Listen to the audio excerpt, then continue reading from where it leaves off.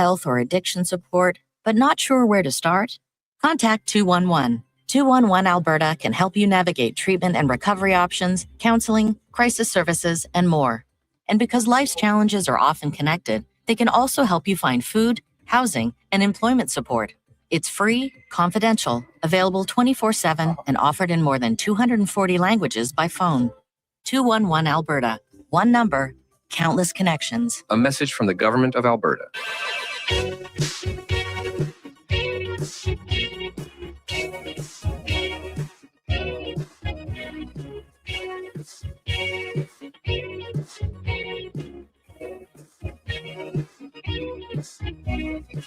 The Jason Gregor Show. And it's the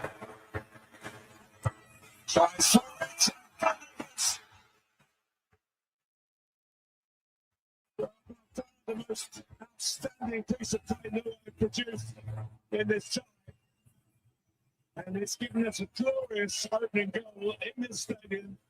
On Sports 1440. Up against Brogan. It's so bad. And history does repeat itself. What a story in Stadio Monterrey. Presented by PlayAlberta.ca, Alberta's only regulated online gambling website. Surely this time for Paraguay. He does score!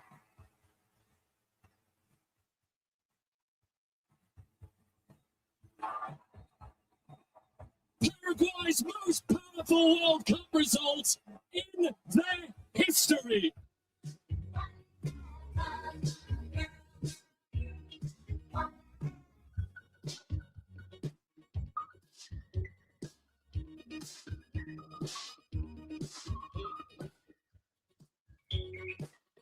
A tremendous Tuesday afternoon. How are you? And welcome to the Jason Gregor Show on Sports 1440, sports1440.ca, YouTube, Facebook, X, and Instagram. Thanks for listening. Thanks for watching the show.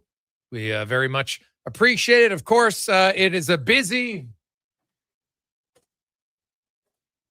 show today in Sports 1440 studio. Of course, brought to you by PlayAlberta.ca, Alberta's only regulated online gambling website where 100% of the revenue stays right here in the province at PlayAlberta.ca, where, of course, remember, tonight, Lotto Max, where you can get in. It's $10 million plus 10 prizes of $100,000 at PlayAlberta.ca.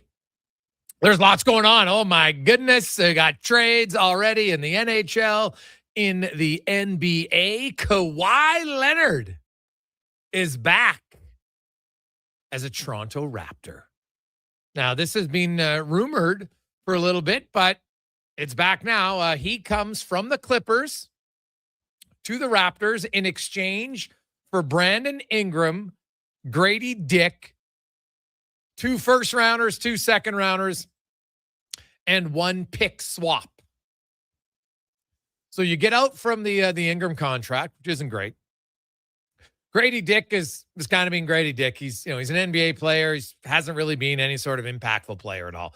Kawhi Leonard had a career-high 27.9 points per game last year for the Clippers. He can still score. He had a really good year. And obviously, he's going back to Toronto. He's only played there 1 year. That was the year they won the championship. So the fans will love him. Everybody remembers the shot against the Knicks, the double bounce, send everybody into pandemonium in Game 7. Huge buzzer beater, unreal shot. Right? It was an unreal moment on the way to their only championship for the Raptors before COVID hit. And he'll come back in, and to compete in the NBA, you need a superstar. Kawhi's still a superstar. Brandon Ingram's not a superstar. First-round picks. Now, remember, first-round picks in the NBA are, to me, I kind of look at it like every 10 picks is kind of the equivalent of the NHL. So top 10 picks are like first round. Then you get to the middle, that's like a second round. Now, late first-rounders are almost third-round picks.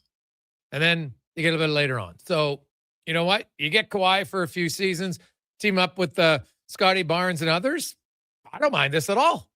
I don't mind it at all for the Raptors. Why not? And hey, I joked about it. LeBron James could sign as a free agent in Toronto, follow Kawhi. Could you imagine? Because LeBron today said he's not returning to the LA Lakers. There's already speculation he might join up with Steph Curry in Golden State.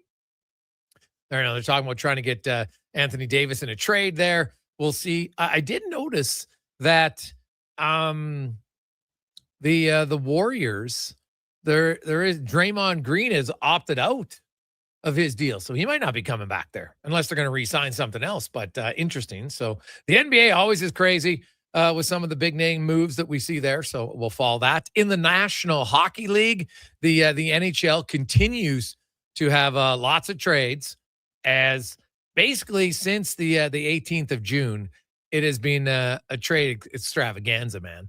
And today you had the Florida Panthers. They acquire Jacob Markstrom and forward Angus Crookshank from the Devils for Evan Rodrigue, Jesper Boquist, and Ben Steeves. So kind of a salary dump for the Devils. And this, I think, with the acquisition of Akira Schmid yesterday from the Golden Knights for a third rounder, it would seem that Florida is going to go into their season with Jacob Markstrom and Akira Schmid as their goalies, which means Bobrovsky is going to test the market. Tarasov is going to test the market. And I will tell you, the Oilers will have interest in Tarasov. 6'5". They like size. He had a good year last year. You look at his numbers. Pretty solid season. For a backup, he's made $1 million basically each of the last 4 seasons in the NHL. I don't think he's going to cost you that much. So that's a name to look out for tomorrow when the free agent market begins at 10 a.m. We'll have coverage. Low Tide will be in with Josh. I'll be joining them a little bit later on, so you can check that out. Another trade in the NHL today. Keegan Korazak moved from the Golden Knights to Pittsburgh for defenseman Parker Wotherspoon. So bringing up a little cap space are the Vegas Golden Knights. I would think tomorrow they will announce the Rasmus Anderson contract, and away we go. So we'll see. Oiler fans probably still waiting. Nothing new yet. My understanding, and I said it yesterday, now it can always change. It's on a day-to-day basis, but nothing has changed my understanding on the Darnell Nurse trade list. It is still short of 3 teams. Boston, Philly, Pittsburgh. And at this stage, those teams, Philadelphia for certain, if they're like, yeah, we'll make a deal. But we would like to have Edmonton retain salary, and I don't think Edmonton's going to retain a lot of salary on Darnell Nurse. Right? There's, they're talking, you got to retain $3 million. Well, they're not. I guess they could, but I would be somewhat surprised by that. So we got a loaded show for you. Dave Maloney will join us, talk a little Rangers, of course. They got Dorofeev. What else they got cooking for them? Yaremchuk will be by. Terry Ryan. We got Dave McCarthy, Peter Baugh talking New Jersey Devils. We got Spec, DVD. Man, we got a loaded show for you today. We'll get your thoughts. 833-401-1440. 833-401-1440. It's where you can text us. I'm Jason Gregor alongside Declan Kruger. We got Donovan running things online. Give him a thumbs up. Hit the subscribe button. Deck, what do you make of the Kawhi Leonard trade? Yeah, I mean, you said it very well. They got infinitely better. Generally speaking, you need a superstar to compete in this league. Pretty much exclusively, actually. They just got one. Grady Dick hadn't really turned into what the Raptors thought they were going to. The picks, too. That's the biggest one, because I think people sometimes don't always realize that with the NBA coming from, obviously, an NHL fan base. Like, there's 2 rounds in the NBA draft, and like those back-end second rounders rarely ever play. So it's a lot different, those picks. Not worried about those. Brandon Ingram, he's a ball-stopping shot taker. Was probably never going to be the number 1 or the 1B on a championship team. So yeah, Raptors got infinitely better, and they are right there in the East. Yeah. Hey, the Knicks are good. So obviously that, you know what, they got a ways to go to catch them, but we'll see what happens. Hey Gregor, I see people talking about Matthias Maselli for the Oilers. I've seen that too. How have the Oilers done the last few summers when it comes to signing smaller free agents? Honestly, like where do you? I don't know. So I look at, you've got Savoy and you got Howard. Now you're going to have him, Maselli, all in your top 9. Seriously? I don't necessarily see that as a fit. Me personally, I wouldn't. I guess at the right cost, but that's 1/3 of your top 9. Nugent Hopkins isn't overly big, but he's a good player. Draisaitl, McDavid, no issue with them. Right, Podkolzin and Hyman, fine. But 3 out of 6, you can probably get away with it in the regular season. I don't love it in the playoffs. I don't. Not against Vegas. Not against Anaheim. Anaheim's huge. Look at their forward group. So me personally, I wouldn't be running to do it. He's a skilled player. I don't discount that, but you have to have diversity in your group. I don't think you'd have that many smaller skilled guys. That is just that's just my thoughts on that. So we'll see. Also coming up, the talk about LeBron and where he's going to go. That's pretty big, man. He's still like LeBron's still good at his age, which is wild. What's going to be his 24th season? But now here's something that's different. LeBron James is very committed. He also spends about $1 million. Now he makes tons, but he spends about $1 million in rehab, from training to all the top end stuff. And so when you're committed, you can maximize your body longer. And well, do I think we're going to see Connor McDavid play into his 40s? Yes. And I think you're going to see Leon Draisaitl and other Nathan McKinnon, like the elite of the elite guys. Because even if they have a drop-off, they're still going to be above most other players, or even in the top 10%. So even if you're not the top 1%, you're still in the top 10%, you're pretty good. And they got better options for training and more so for rehabilitation and maximizing things.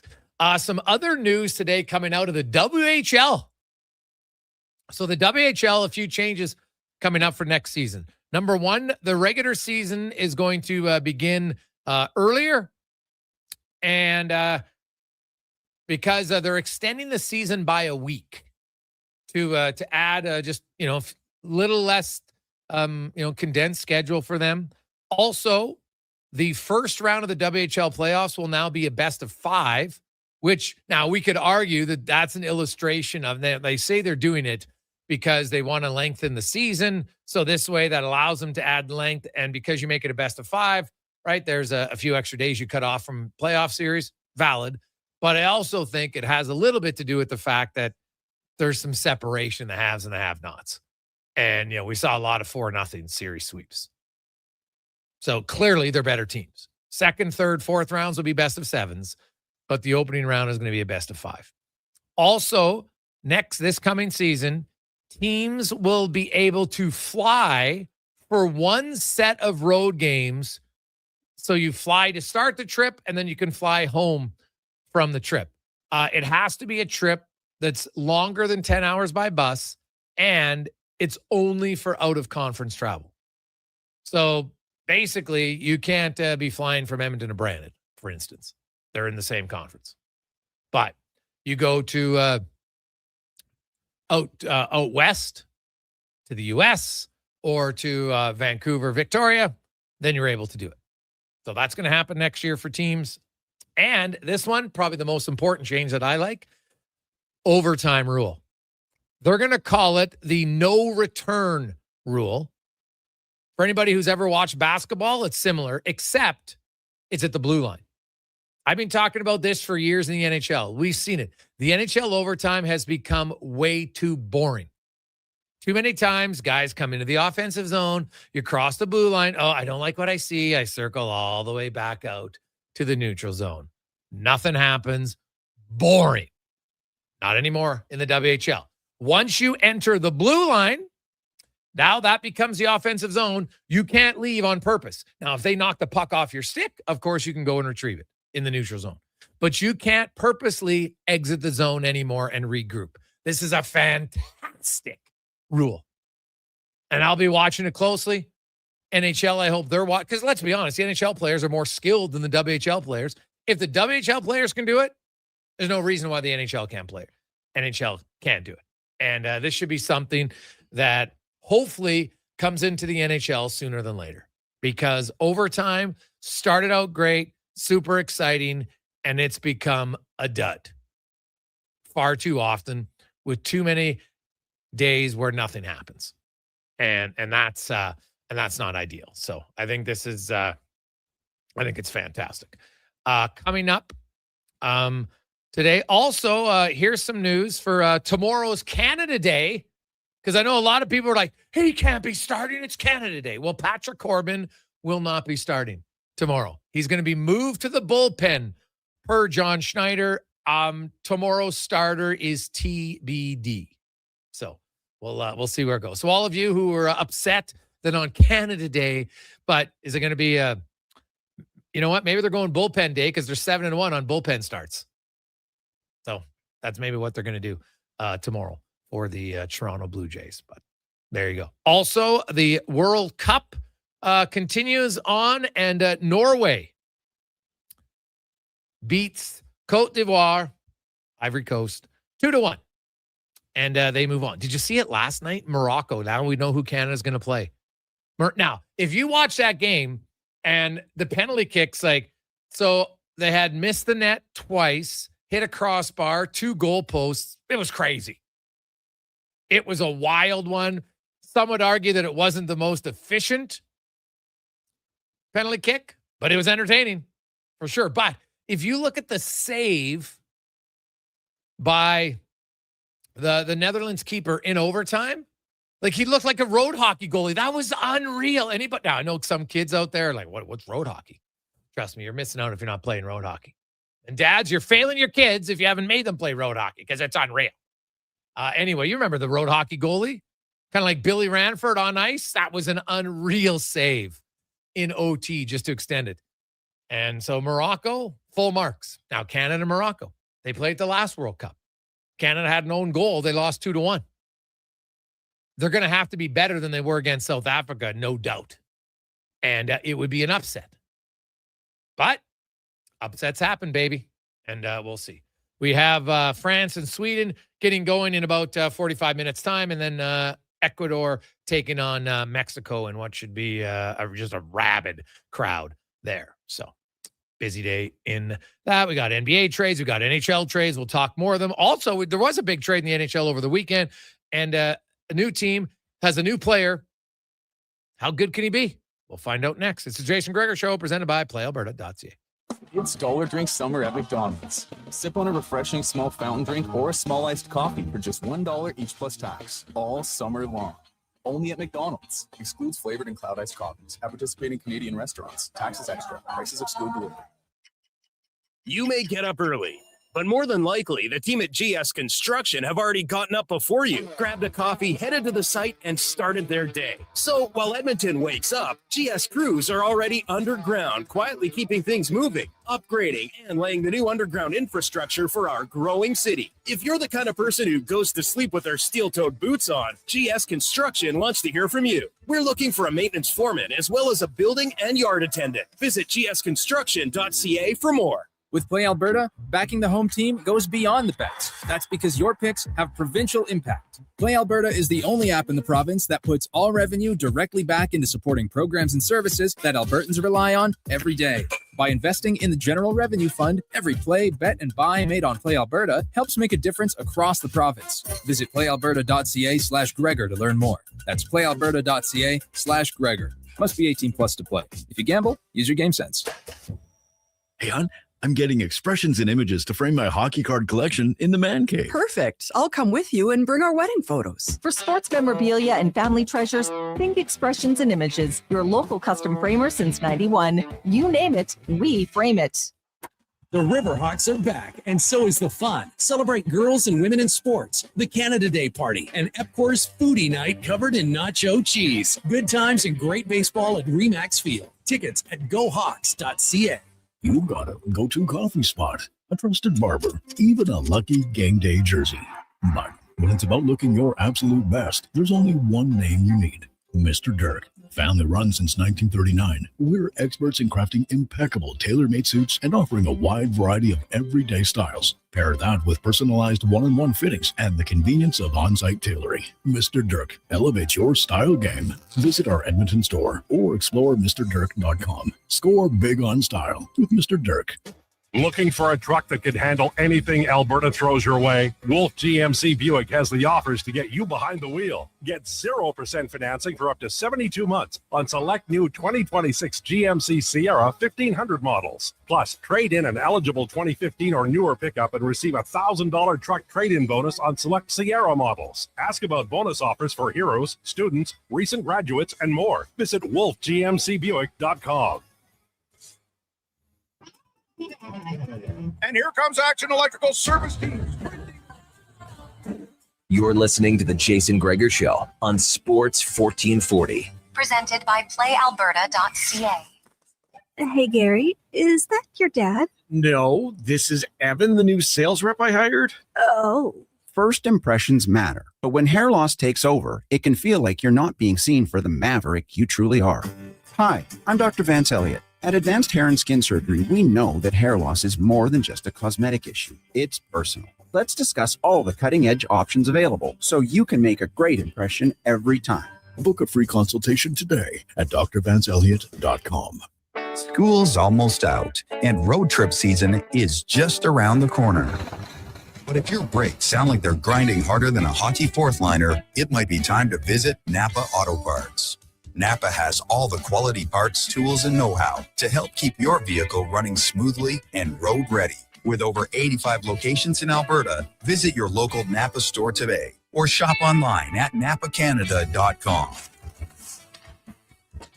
That's Napa know-how. I've got some good news if you've been thinking about a heavy-duty truck. The 2026 Ram 2500 Black Express is now at St. Albert Dodge. You've got 20-inch black aluminum wheels, black Mopar side steps, body color, bumpers and grille, and a sport performance hood. Available in all the colors for $68,990. Plus, new this year, Ram's best-in-class 10-year powertrain warranty. Now's the time. Head up the trail and see how easy it is to do business at St. Albert Dodge.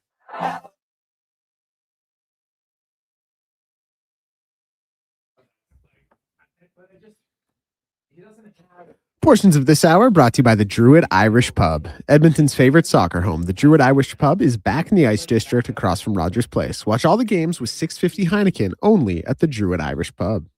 Sports Radio is back. The Jason Gregor Show on Sports 1440. Presented by PlayAlberta.ca, Alberta's only regulated online gambling website.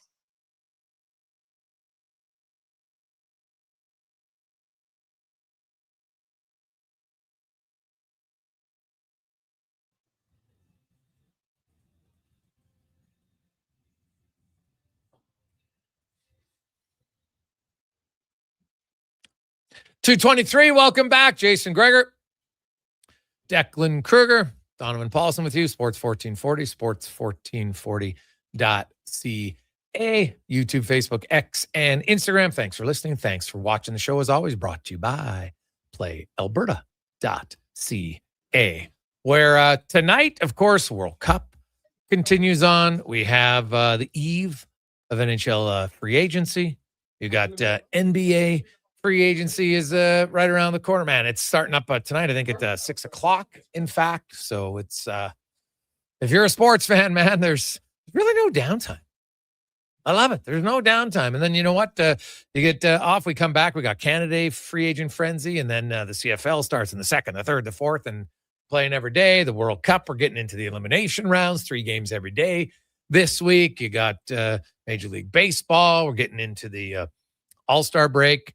And then later on, come up to trade deadline. How aggressive are the Blue Jays going to be? They're not afraid to spend money. Trust me, They're not having a great start, but they're making tons of cake because their fans are coming out like 41, 42,000 in a lot of those games. So good for them.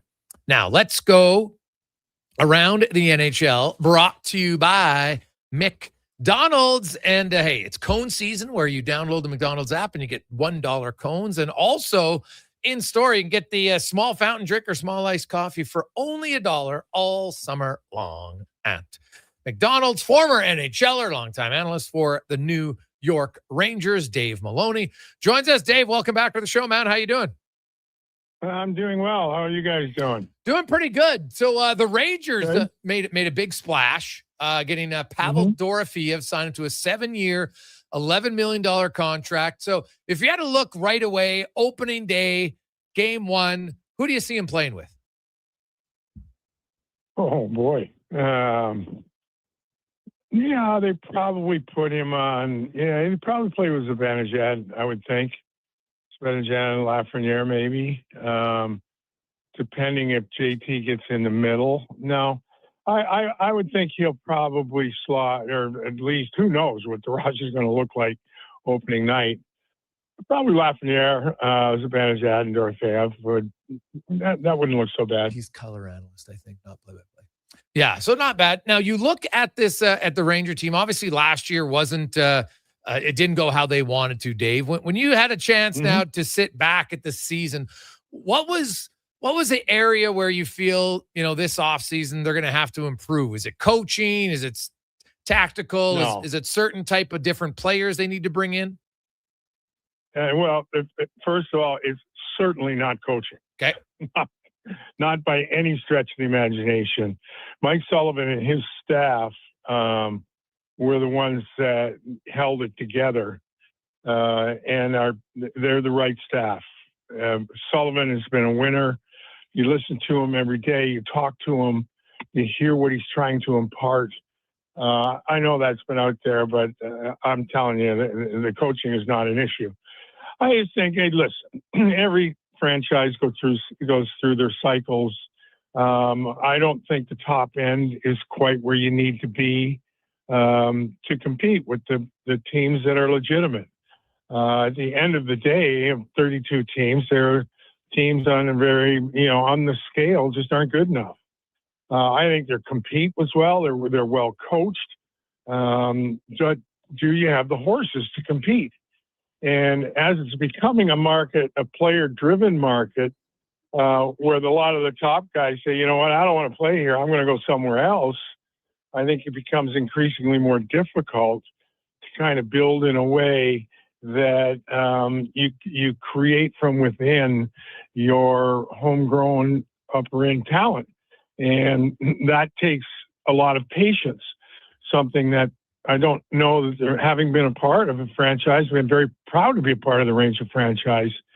Patience is not a long suit when it's come to the Rangers. So I think at the end of the day, I do like what Chris Terry and his staff have done to begin.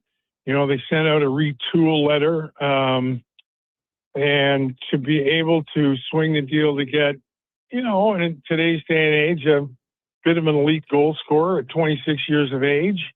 And then it sounds like the kid they drafted, the blue liner, the big Latvian, is not that far off. The next step is to keep Trocheck, to keep Snyder, just to and hope that you stay healthy. Last season, they played a significant part of the season without arguably their two most important players in Igor Shesterkin and Adam Fox. Trocheck missed the first 15, 16 games. Now, those are things you can't really control. So, to my observation, the first steps to a retool, without moving Trocheck, without moving Schneider, the Rangers will be who they'll be, but they'll be better if they can stay healthy. Okay. You look at their division, and outside of Carolina, I think it's kind of wide open. Carolina's obviously the top dog, no question about it. Washington's made some moves, but Pittsburgh and Philly are far from locks to be playoff teams. Like it wouldn't be ludicrous to think the Rangers, with some tweaking here, can get back in the playoffs next season. Yeah, I think that's that's not out of the realm of possibility or probability. And again, they are just that thin and that exposed to injuries, I think, from a depth standpoint. But on paper, when you look at the roster, if you can go Zibanejad, Miller, Trocheck, and Laba down the middle, that's pretty good. Yep. You got the guy in net, you got Fox in the blue line. That now his game is not the game that those dynamic blue liners in this generation are. You get the guys like Makar sets the table, right? You get Hudson, you get Schneider, you get the kid on the island, right? Yeah. So, but that being said, he's a very, very valuable player for the Rangers. So there are some pieces in place if you think that you've got to go from the goaltender to the blue line and down the middle. All right. I think the Stanley Cup talk should be the last thing that should be out of anybody's discourse where the Rangers are now. You just continue to build, continue to kind of, bring the younger players along. If it's Perreault, be patient with Perreault. Put him in situations where he's going to get a chance to play, get a chance to play in the power play, get a chance to play in the top six. So I just think there are things that if they just let it kind of be for where they're at and improve, they'll be competitive. You mentioned Shesterkin. Obviously, he's a guy that they need healthy. Is Dylan Garren going to be their backup? Or do you think they're going to be looking for a more veteran backup after the retirement of Jonathan Quick? You know what? Not being privy to what really goes on behind closed doors and the philosophy, you could certainly make the case that he deserves that shot. Okay. Right.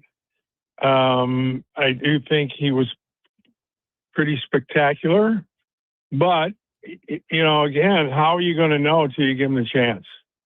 And has he earned that chance? I think a lot of us think he has.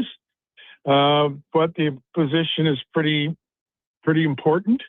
And now the backup's got to kind of give you, if he can give you 15 wins, you're going to be better off. So I just think that there is probably a thought that maybe you need a little more experience. But if this team wants to grow a little bit and kind of just nurture a culture, I think you've got to give the young guys a shot.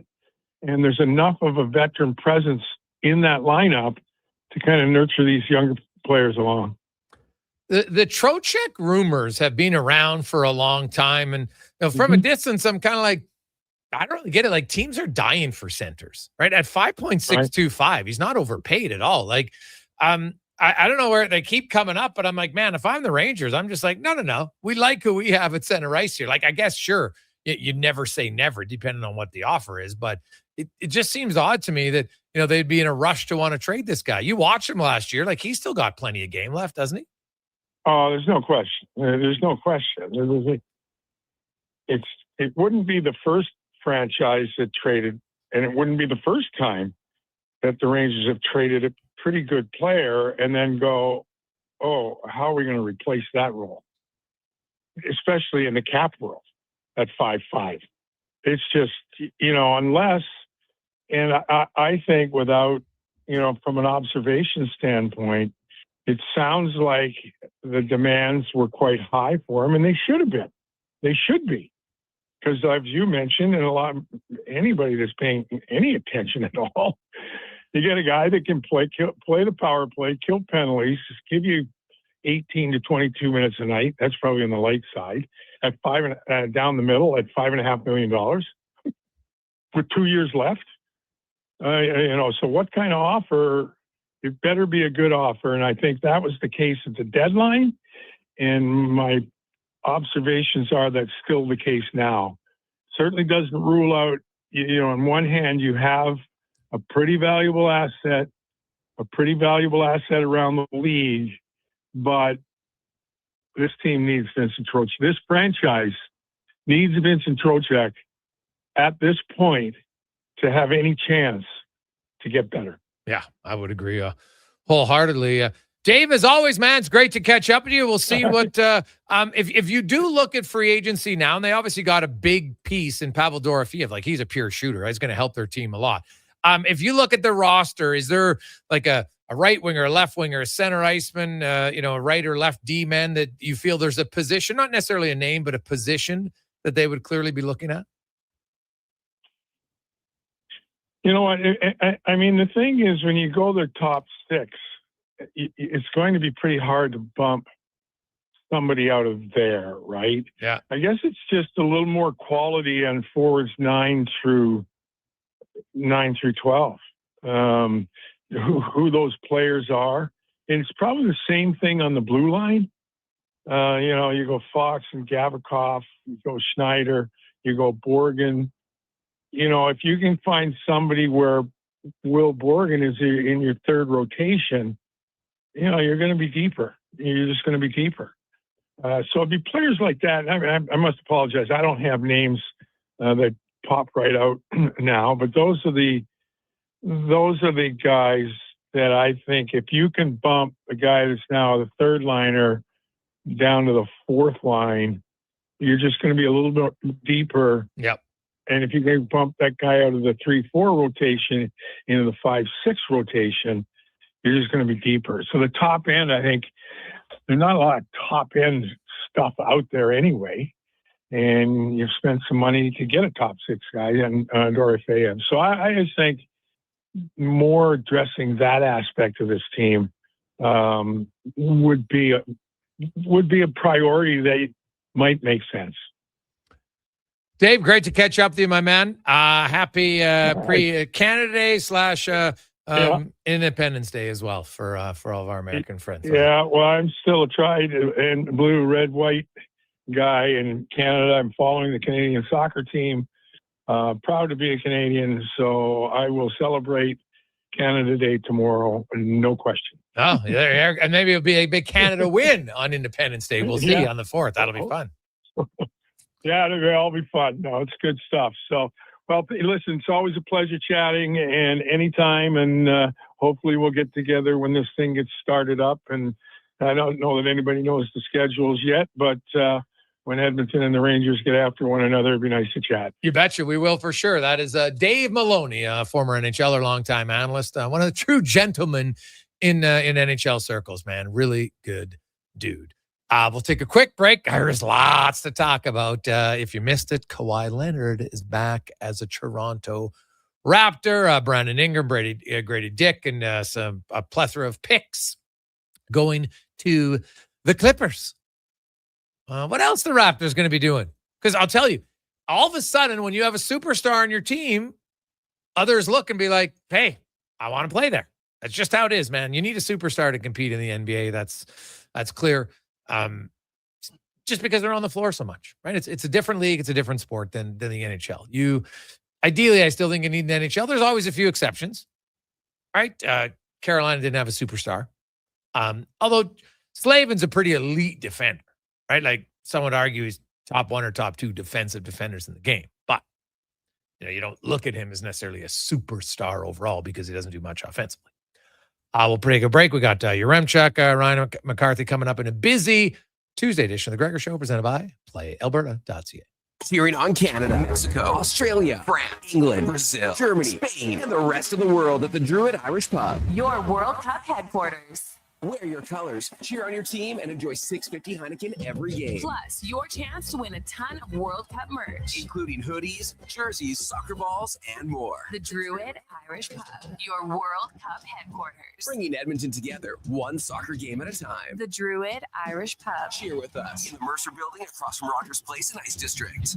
You've got a go-to coffee spot, a trusted barber, even a lucky game day jersey.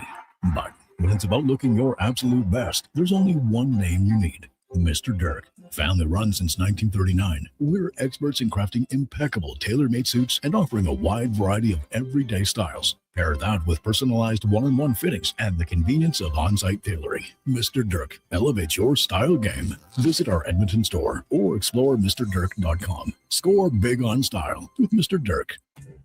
Boxing Week is back at the Brick. Don't wait until winter. Get blowout pricing now. Save 55% off sofas when you buy the matching piece. Save up to 25% off bedroom and dining. Save up to 40% off select mattresses. Plus, get free local delivery when you use your Flexity card. And buy more, save more. Up to $500 off select major appliances. Don't miss the return of Boxing Week, only at the Brick.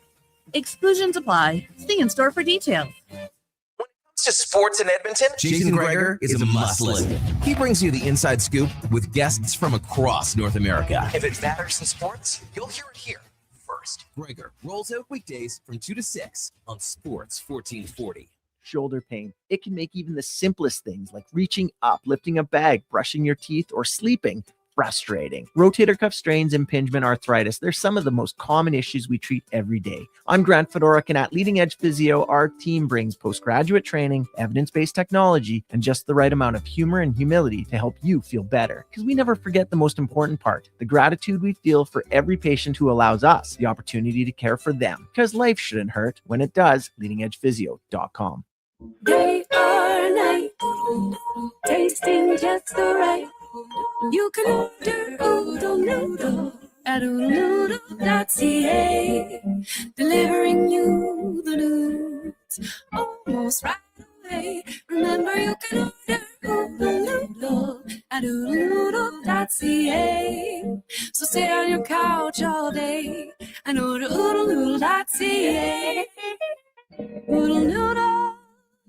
Silent Ice Sports and Entertainment is an innovative market leader across Western Canada. Properties include the Spruce Grove Saints, the Junior Prospects Hockey League, Silent Rides Charter Company, the Hockey Super League, and the newly launched Female Super League. Silent Ice also owns the Western Hockey League Seattle Thunderbirds and operates the Morinville AAA Arena. The Silent Ice Center, a new state-of-the-art entertainment facility in Nisku, features 2 sheets of ice, a 1,600-seat arena, as well as Summit Restaurant. Learn more at silentice.com.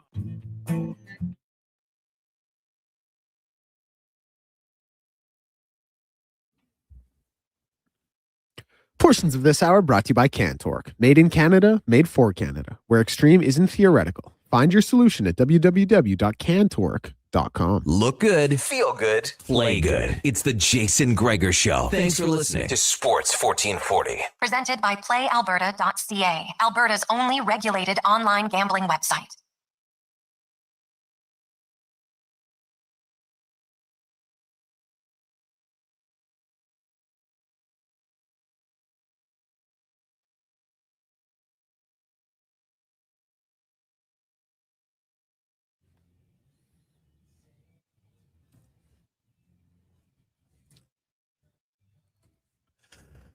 Uh, 242, welcome back. Sports 1440, sports1440.ca, YouTube, Facebook, X, and Instagram. Hope you're having a lovely day. We got, always like when you get just some random notes. Got an email just out of the blue, random. And I don't know if there's like if I'm supposed to know the answer that comes to mind, but I do want to ask the question. Hey, Gregor, I'm just curious, who is the most like unathletic, unhandy man that you know? From Steve. Oof. Well, that's a good question. I don't, yeah, most of my buddies are fairly athletic. Like not, obviously not elite, but they can run. And then some guys who maybe aren't the most athletic, then they're pretty handy. So, who would be a combination of both? That's a really good question. Yeah, you know what?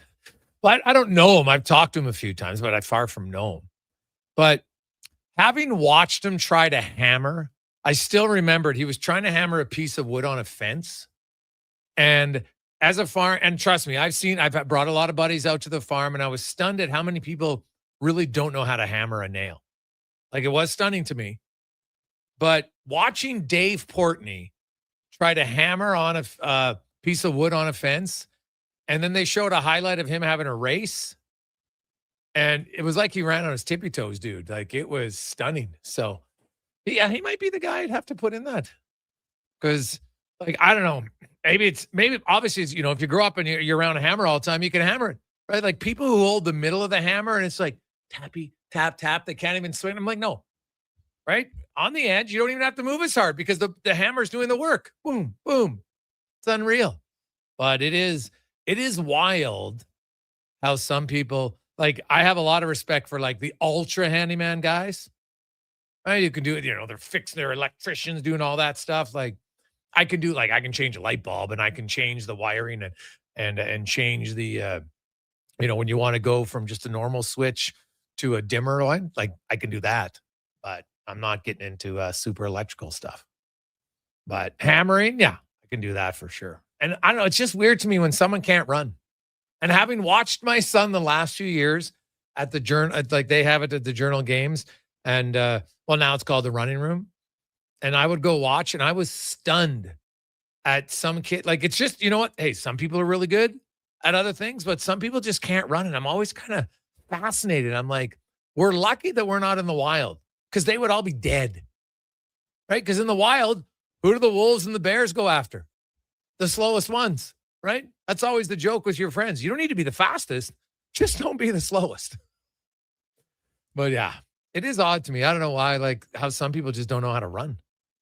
Now, granted, I saw that they said, have you ever seen your significant other run full speed? And before you get married, you should. It's a valid question. Have you ever done it? Have you ever seen your significant other run full speed? And how would they do? Let's find out our next guest if he's done it. Let's get to the oil report, brought to you by Go Auto. Cars, vans, trucks, SUVs, you name it. They have it over 15,000 to choose from. I would highly recommend. If you're a taller person, ladies or gents, you need a little bit more space in the vehicle. Even though the vehicle isn't bigger on the outside, it's way more spacious on the inside. Check out the Honda Pilot. It's unreal. GoAuto.ca. As Tyler Yaremchuk joins us. Ty, how you doing? I'm doing great. Do you want me to brag about how athletic my wife is? Because that was a big thing for me to check off in the checklist before I married her. Well, it is. Have you ever seen her like do a full-out sprint? Oh yeah, like she plays a lot of sports. Like, she plays soccer and she's like real good. And she had never picked up a golf club before we met, but she's been golfing now for 6 years. She shot an 88 the other day. Like, she never played softball. She can hit the ball to the fence in our softball league. Like, yeah, she can do anything well. She can run fast. All right, okay, because it's interesting. Now, do you have any buddies that, like, maybe, and if it's their buddies from junior high, you've probably all seen them run. But have you ever met any of your friends later in life and then you watch them run and you're like, oh my God, like, it's stunning to me how some people literally cannot run. Yeah, and again, like, I always laugh that, like, a good softball game is a great tell of how athletic someone is, because you watch them run. You have to watch them sometimes do two things at once, where they're running and trying to catch. And then also, like, having buddies who didn't grow up swinging a baseball bat, watching them swing a baseball bat when it's not, like, kind of second nature to you, that's also a hilarious thing to see. Yeah. So I don't know. Do you have a buddy that you would recommend for least athletic, least handy? Combination of both. No, like, you made a good point where, like, even the guy, like, if there is someone who's not athletic, they usually can, like, compensate on the handyman side of it. So, like, I don't want to throw any of my buddies under the bus because they're the first guys I'm calling when I need electrical work done or, like, need some grunt work in the backyard. I'm not going to put myself in that spot. I'm going to give you, like, some cliche NHL player in the locker room answer. Yeah. Wow. It's funny. When you're done, go watch, if you can find the video of Portnoy trying to hammer a piece of wood on the white gate. And, like, I don't know if it was like his cabin or something. I'm like, this is embarrassing. Like, it was painful. I'm pulling it up right now. Yeah. And there's one of him running too. And I'm like, oh my God. Like, the running one I've seen. Yeah. The running one is terrible. So it's good. The free agency kicks in tomorrow. We know now the Florida Panthers, 2 days ago, they had no goalies. Now they have both their goalies. Akira Schmid they got from Vegas, and then they acquired Markstrom from New Jersey. So that's their goalie tandem, I would think, anyway, unless they think Schmid's only a number 3 and they just want depth at the number 3 position, which is possible. But, Tarasov is a guy, to me, I've talked to Kevin Woodley all for the last 6 weeks about goalies and free agency, and if they weren't going to sign Ingram, and they might not, that Tarasov would have been number one on my list. Because A, I don't think he's going to cost you very much. And B, he's right in the wheelhouse of those goalies that reach that point, 26, and all of a sudden they pop. And he covers, he checks off a lot of boxes. He had pretty decent underlying numbers in Florida last year. Yeah, and the underlying numbers part is important, and that is always where I default to a guy like Kevin Woodley, who has access to a lot of stuff that obviously isn't public. But the thing with the goaltending, and I had a really big conversation about this today with our guy Jeff Merrick, where like the market's kind of like oversaturated. You can go and list off like close to 10, 11 guys who are available at either free agency or on the trade market when you include the Binningtons and the Hills and all of that. Like and Buffalo has their four-headed monster still that they probably need to figure out something to do with. There's all these pieces, and there's quite honestly like not that many jobs. So I know this probably isn't what Oilers fans necessarily want to hear, but there might be something to be said about being patient. Don't sign anyone on day one. See who's available on day 2 or 3. And when you talk about, winning the day on free agency, that's not always the best thing. And look no further than the Philadelphia Flyers, Greg's. I was someone who laughed at the Flyers. I'm like, why are they paying Dan Vladar $3.5 million? He's had one above average season in his career. And then look at what he did. He was unbelievable for basically the whole season, and he was great in the playoffs too. So goaltending, we know this. I'll trust the experts. I'll trust the Woodleys and the Huttons. I'm not going to sit here and be like, I don't think Daniil Tarasov can be an NHL starting goalie. Because a year ago, I didn't think Dan Vladar could be an NHL starting goalie. It's just the position fluctuates so much year to year. Oh, God, yes. And that's why, to me, don't go out and sign a guy. Don't have a Jack Campbell or like even Markstrom. If you look at New Jersey, since they've signed Markstrom, he hasn't delivered in being a great starting goaltender, right? You sign him to a lot of term and big money, and there's been more down years than good years. To me, you get a Tarasov who's 26 and, is young. His last few years, he's been $1 million goalie. Maybe he's only $2 million goalie, but like, look at the goalies in the final. Hell, one was off of waivers. One came out of court case, and the other guy finally stayed healthy. So if you have a good team in front of you, you don't need to overspend. You do have Tristan Jarry, and maybe he'll bounce back. We'll see. But like, if you get Tarasov for 2 sheets or less, I'd be doing it all day. And to that point, I'd be very interested in seeing what it is to bring back Connor Ingram. Like, I think, again, he gave you above league average goaltending in a year where he didn't have a training camp, had to go down to Bakersfield, had to come into a team that was struggling at the moment. Like, all of that stuff. Like, there were things that were stacked against Connor Ingram last year. And I think there are reasons to believe that if you gave him a good, you'd get him on he's not going to cost you $5 million. Like, he's going to probably cost you in that 3.5 range. But I think he can be trusted with Tristan Jarry. So I don't think they need to go out and throw a bunch of money at Sergei Bobrovsky just because his name's Sergei Bobrovsky and you remember him beating you in a couple of Stanley Cup finals. Like, I almost look at Bobrovsky and the fact that Florida was able to was willing to just say, we're out of this. I look at a guy who's going to be 38 years old, who's coming off one of the worst regular seasons that he's ever had. I almost look at Bobrovsky and go, what does Florida know from watching him over the last year that they were willing to walk away from a guy like that?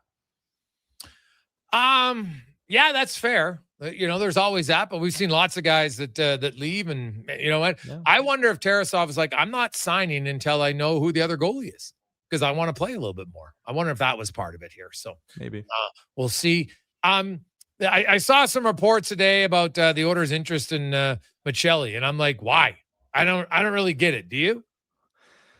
So I remember back to the conversation we had the day of the Babcock and DJ Smith press conference. And it's like, hey, Connor McDavid's going to penalty kill less. And we want to give other players roles and identities and all of that. And to me, when you try to apply that logic to their free agency, what I read is they want guys in the bottom 6 who can penalty kill, who can find a way to have a role that isn't just riding shotgun with a Connor McDavid or a Leon Draisaitl or whatever. And I look at Michelli and I think he's just a little bit too one-dimensional for me. I saw someone said that the Oilers need to get 2 top 6 wingers in free agency. And I'll go ahead and disagree with that right out of the chute. It was in The Athletic. There was a piece that was their need, 2 top 6 wingers. And I'm sitting there counting on my fingers. And I know I'm not a great counter, but I can count McDavid, Draisaitl, Podkolzin, Hyman, Savoy.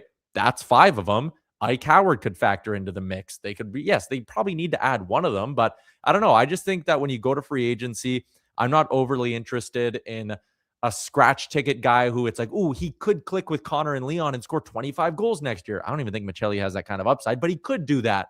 But if he doesn't do that, is he sitting in your press box for a week at a time like Andrew Mangiapane or Jeff Skinner? Like, I want to go with the guy who can play a defined role and find a way to contribute. If I'm talking, he's going to be more money than Michelli, but I do like the name Ilya Mikheyev. I know it's a popular one that's been floated around, but like 95th percentile in max skating speed, can get you close to 20 goals, had success with Jason Dickinson, penalty kills. Those are some nice boxes to check. Michelli doesn't check that many boxes. No, geez. First of all, there's not like when you say, oh, they need 2 scoring wingers, like you might get one in a trade with Nurse, but who's the scoring winger on the free agent market? I don't see one, right? Like there's not a real scoring winger on the free agent market. Well, I guess Alex Ovechkin, but I don't think he's on the free agent market. So could you imagine though? That'd be funny, but I'm not sure how much 5-on-5 he has left, but on the power play, still a killer. So I look at the orders and, obviously they need a goalie. That'd be priority number 1 because you need 2 goalies. After that, I still think a 4th line right shot center. I'd have a lot of time for Stenlund, maybe even Noel Acciari, but definitely Stenlund would be at the top of my list. Anybody that you like for that role? Yeah, I do like Kevin Stenlund. He's got some really nice experience. I mean, you're going to have Szymanski, who you probably want to play. I think they're someone who's comfortable, honestly, kind of going in and out of the lineup is something I'd look at. How against bringing, I'll flip this into a question for you because I think I'm pretty open to it. How against bringing back Curtis Lazar and saying you're our 13th forward next year? Is that something you could get on with? Yeah. Like I look at the Oilers forward group, right? Like right now they've got 11 forwards signed, right? Mm-hmm. Now I'm including Howard in that and Josh Szymanski. And I know that like Josh Szymanski, good guy. I don't know if it's a lock that he's on the team. Do you? He was really impressive to me. And I'm really like, I lock is unfair because we've seen young players come into camp and like some guys just, you never know when they plateau. I'll steal the old low tide line, right? Like development is not a straight line. He could dip this year and next season take his big jump. Like, the same thing we did on the blue line with this team a number of years back where it's like, whoa, Caleb Jones and Ethan Bear are already this good. Think how good they're going to be in 2 years. And it's like, nope, turns out that was their plateau. That is as good as they got. So like, there is always, and I am not a prospect hugger at all. Like there is a chance that what we saw to Josh Szymanski right now at 24 years old, it's not like he's 21. Like this could be the best he is. And he has a career like Anton Lander where he bounces up and down, gives you a few good games in, out of the lineup. And then he's in Europe in 3 seasons. So like, I'm not willing to say Josh Szymanski is a lock to be your fourth line center. It's a big reason why I said they should have been eyeing Jason Dickinson, and they obviously did. But like, I didn't like the people who just said, see what Szymanski can do there because it's far from a guarantee. But again, those 20-some games last year were intriguing enough for me to go into this and say, like, if Kevin Stenlund is $2 million because the center market's thin and Curtis Lazar's league minimum, I might just say, you know what, I'll take the savings. I'll roll the dice with Lazar and Szymanski. And if I need to get a 4th line center at the deadline, I'll worry about it then.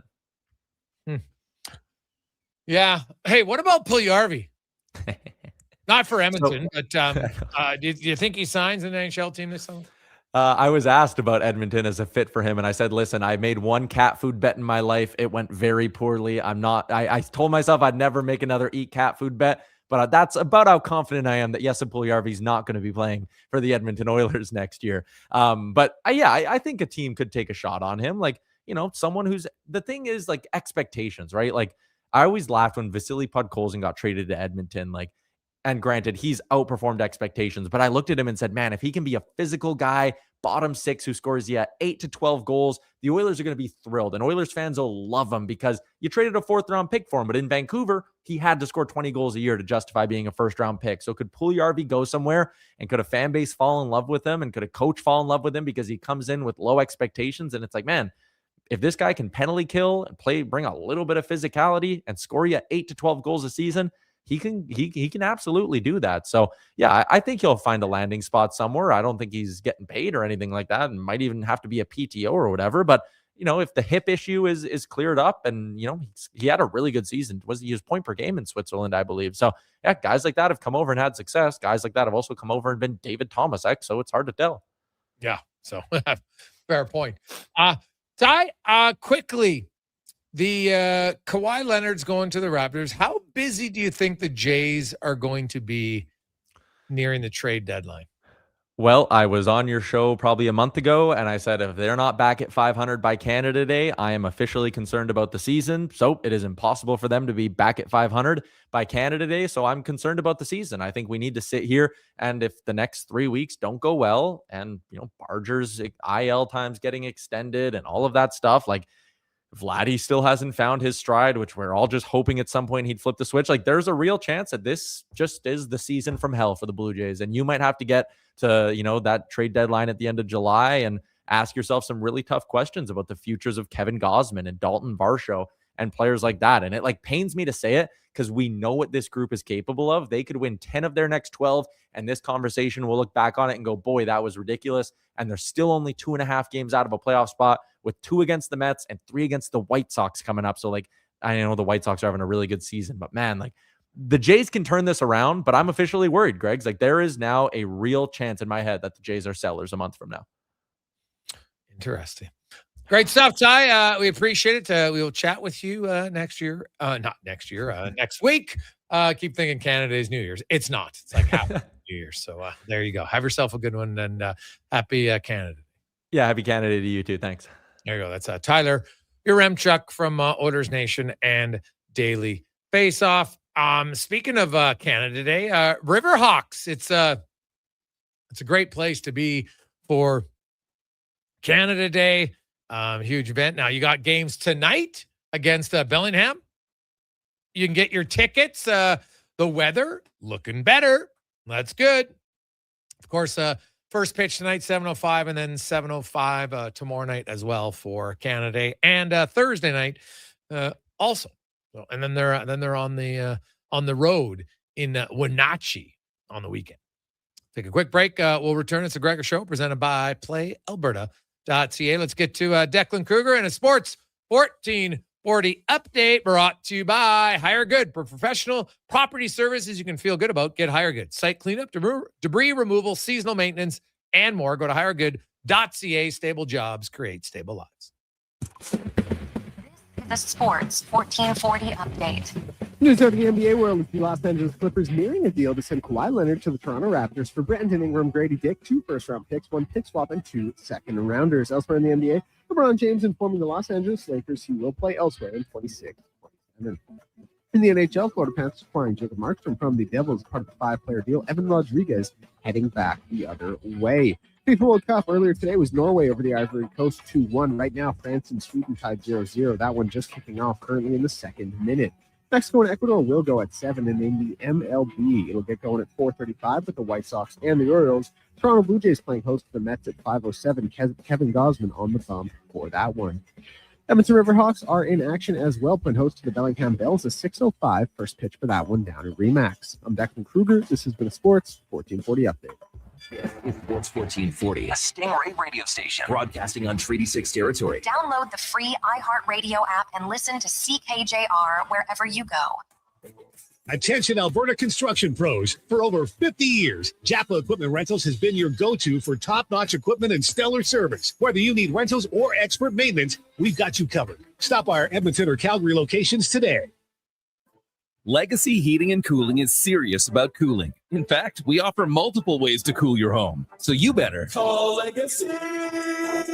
Call Legacy. If you're looking for traditional air conditioning, we got you. Call Legacy. Call Legacy. Or ask us about a heat pump to help you heat and cool. Call Legacy. Call Legacy. Cool with AC or cool with a heat pump. Cool your home with Legacy Heating and Cooling. Whether you're a craft beer connoisseur or more of a wine aficionado, there's always something new to discover at Sherbrooke Liquor, a unique family-owned independent liquor store. The selection, incredible. The non-alcohol section is also very impressive. Sherbrooke Liquor, expert, knowledgeable staff with a passion for unique finds. More than just a liquor store, we're a community. Alberta's best, the one and only Sherbrooke Liquor. Wine, spirits, and oodles of beer. Visit SherbrookeLiquor.com. It's cone season at McDonald's, which means vanilla cones are $1 each plus tax in the McDonald's app all summer long. Soft, creamy, and crunchy. For just $1 each plus tax exclusively in the McDonald's app. App download and registration required at participating McDonald's in Canada. 24 hours a day, 7 days a week. Edmonton sports fans stay informed with Sports 1440. Stream us. Listen to us on the AM dial. However you consume this radio station, thanks for listening. Got a car you're ready to part with? Find out what it's worth, fast, easy, and totally free at Go Auto. We're talking top dollar trade-ins, whether it's a little worn or still rocking that new car smell. Just a few clicks, and boom, you've got your value.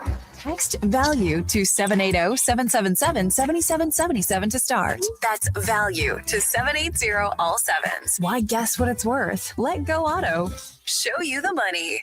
Did you know there are actually 3 seasons we experience in June? Spring, summer, and construction season. And while roads may be narrowed and detours are everywhere, GS construction crews are on site every day doing the work because the city doesn't stop, and neither do we. As we build and upgrade infrastructure, life continues around us. That's why we never lose sight of what matters most, making sure everyone, including our team, returns home safely at the end of the day. For more on what we do, visit gsconstruction.ca.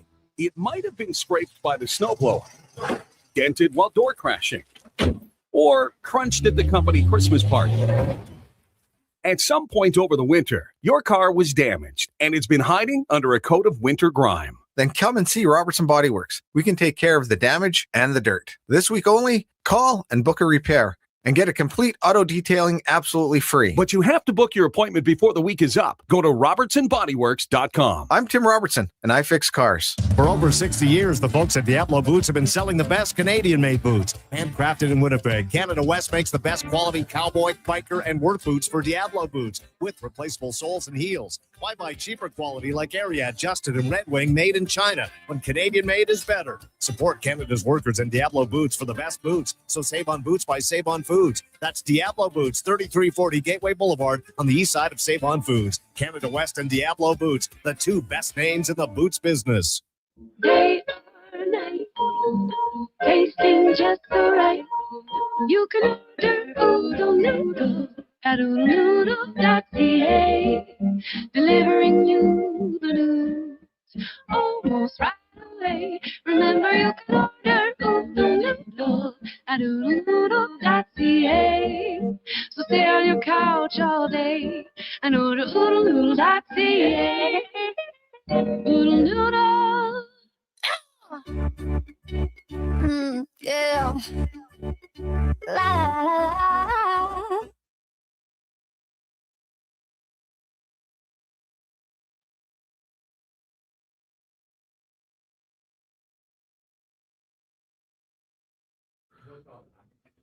Portions of this hour brought to you by Mortgages to Go. Need cash to have equity in your home? Mortgages to Go has you covered. When the bank says no, they say yes, and they've been doing it in Alberta for over 23 years. Call 1-888-859-98 or visit mortgagestogo.ca. The Jason Gregor Show, the best of Edmonton sports talk and beyond. This is Sports 1440. Presented by PlayAlberta.ca, Alberta's only regulated online gambling website.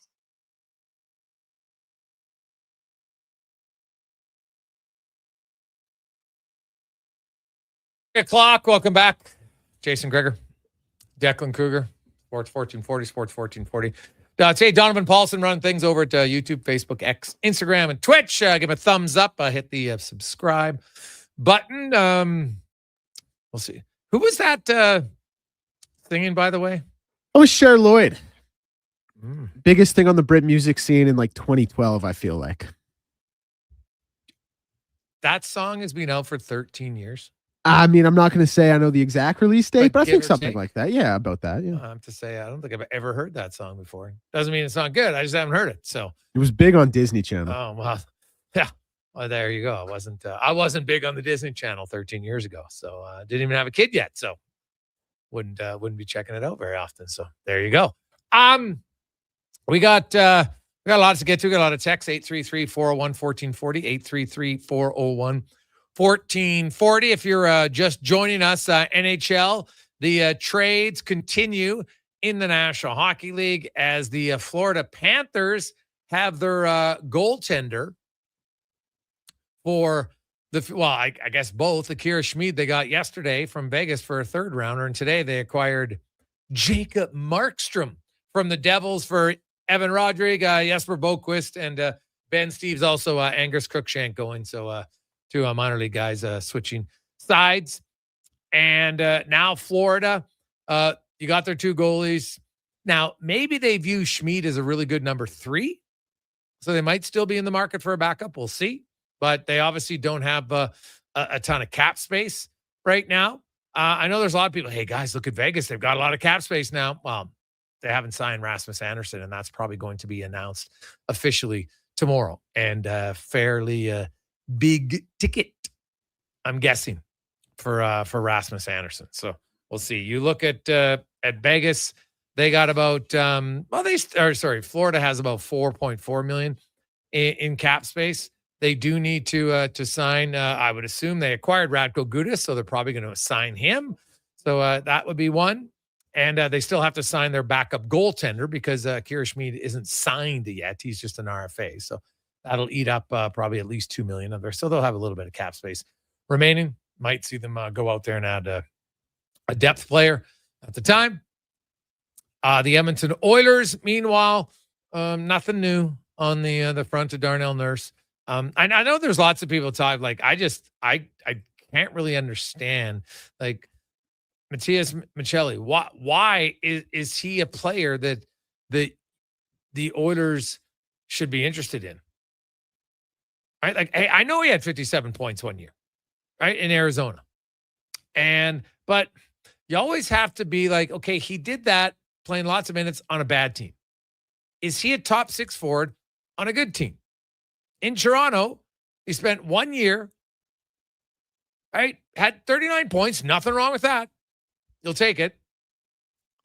I guess it would depend on what the salary is going to be. But Toronto didn't qualify him because they didn't want to have to pay him $3.4 million. So I guess if you get him at $2 million, you'd consider it. But like if it's me, I'll take Kasperi Kapanen over Kapanen all day long, over Michelli all day long. I just, he's another guy. He's 5'11", probably closer to 5'10". And I don't think you can have that many small, non-physical forwards. He's not a penalty killer. So you're going to be on your second unit power play that isn't going to play a ton. Where's he helping you? Right? Where's he helping you? That's the honest question. So when people bring up the name, I'm just kind of curious to what, and maybe it's because I just look at the last few years. Skinner, Arvidsson, Mangiapane, smaller, skilled forwards. Strike 1, strike 2, strike 3. I don't see why it would be a wise move for the Edmonton Oilers. Like, I just don't see a smaller, skilled winger as a big need for the team. Like, I'd much rather have Kapanen than Michelli if it was me. So, we'll see where it goes. He did score most of his points at 5-on-5, which is good, right? Like, he's been a productive player, 5-on-5, 3 times in his career, 30 points. So maybe that's something that they'd look for, and that's okay. But if you have him, where are Howard and Savoy playing? Because Podkolzin's a lock on my left side in the top 9. A lock.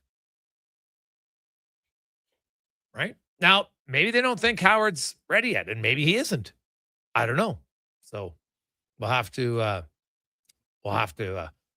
wait and see, but I don't know. I'm not sure. So, hey, Gregor, with all the talk about Nurse, do you think he can come back next year and play like he has been, or will he be mentally checked out from JRD? Good question. He wouldn't be the first player who now this one's a little bit more public, so I think it's harder. But I know a lot of. I remember Zach Cassian actually asked for a trade out of Edmonton. Didn't happen. Came back, played really well. That's when he had that calendar year where he was like a top 6 forward, scoring tons of points 5-on-5. Right? And he had asked for a trade prior to that. So, yeah, I think. But it hadn't made it public, so it's probably a lot easier to deal with. But there's lots of other players who ask for trades. The trade doesn't materialize, and comes back for the team. Some play good, some don't play good. I would think like Darnell Nurse is not just going to sit in a corner and pout and be like, wow, I asked for a trade and I didn't get traded, so now I'm just going to play terrible. Like, that wouldn't help him. I think he would want to play well because next summer he only has a 10-team no-trade list, right? So that changes things quite a bit. So if he's back, I expect him to be a professional. Do I think he's going to be coming back? And that's where the challenge comes in for the Oilers. Is right now he only has a list of 3 teams. And so it'll come down to, we know Anaheim and San Jose have expressed interest. Would he be more interested in going there than returning to Edmonton? And I don't know the answer to that question. But that's ultimately what it would come down to down the road, right? So, hey, Greggs, what do you think it would cost to get Hellebuck out of Winnipeg? Jari, Howard, Akey, and 2 firsts. Would that be enough? So Jari, so you're going to give up 3 firsts and Jari. Bo Akey at this point doesn't have a ton of trade value. It's a lot. Starting goalies historically don't get you that much. So you're getting Jari, who is an NHL goalie, and Howard, who's top prospect, but you're only you're getting a goalie. You're not getting anything else that's proven at this point as an NHL player. I guess Winnipeg would look and say, no, we'd like a little bit more than that. Now they could turn around and trade some of those players for NHL players, maybe, but I don't know if you'd have to give up that much based on history of what the return is for goalies. But again, there's not many Connor Hellebucks that have been traded.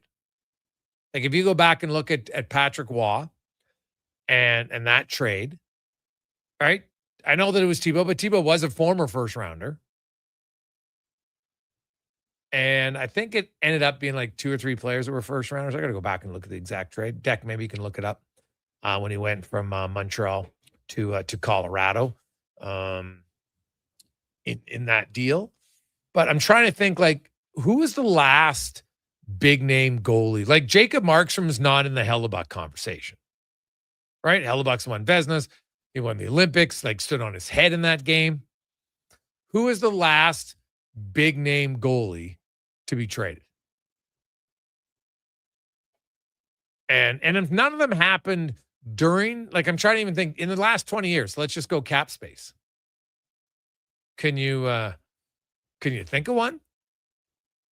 Big name goalie, like this level of goalie? Don't tell me Carey Price when he was injured, he got traded. That doesn't count.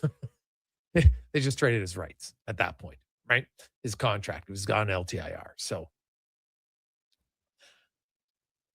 historically, though, goalies haven't got you a great return, right? Ranford went for Moog. Then you had the Curtis Joseph trade. But again, we're talking 90s and 95. Recent memory, I don't see it. So that might be too much. Maybe they want more NHLers. I don't really know. There's not really a guideline is what it would take to get an NHL goalie. But if you're the Edmonton Oilers, Stan Bowman's not doing his job if he hasn't talked to Winnipeg about Connor Hellebuck. Right? You at least have to do your due diligence, and I would fully expect that he has. I would fully expect that he has. So it would be, that would be a great move. There's no question about it. And would Connor Hellebuck come here? He might. Now, the rumblings are in Winnipeg wasn't happy with how he was treated after the Olympics. And okay, but you know what? Time heals all wounds and change. You come to Edmonton and you know what? He would be welcome here. I think Oilers fans would do cartwheels if indeed it happened. What about Luongo, Gregor? Yeah, Luongo kind of got, but remember when Luongo got traded, he even said, my contract stinks. Right? He said it. So even that, it's a different time and a different situation. But you're right. It is a guy who was traded. Ryan Miller, but was Miller traded in his like his heyday? He got traded at the deadline, did he not? Right? And I can't remember what it was. I think it was a first or something else when he got dealt from Buffalo to, because didn't he get traded to St. Louis? Wasn't that the trade? And then Donovan's nodding his head over here in studio, so that's what I think it was. But and Ryan Miller, good goalie, but not Connor Hellebuck. So yeah, it'll be a good question to see, because ultimately I do think he's going to get traded. I just don't know when.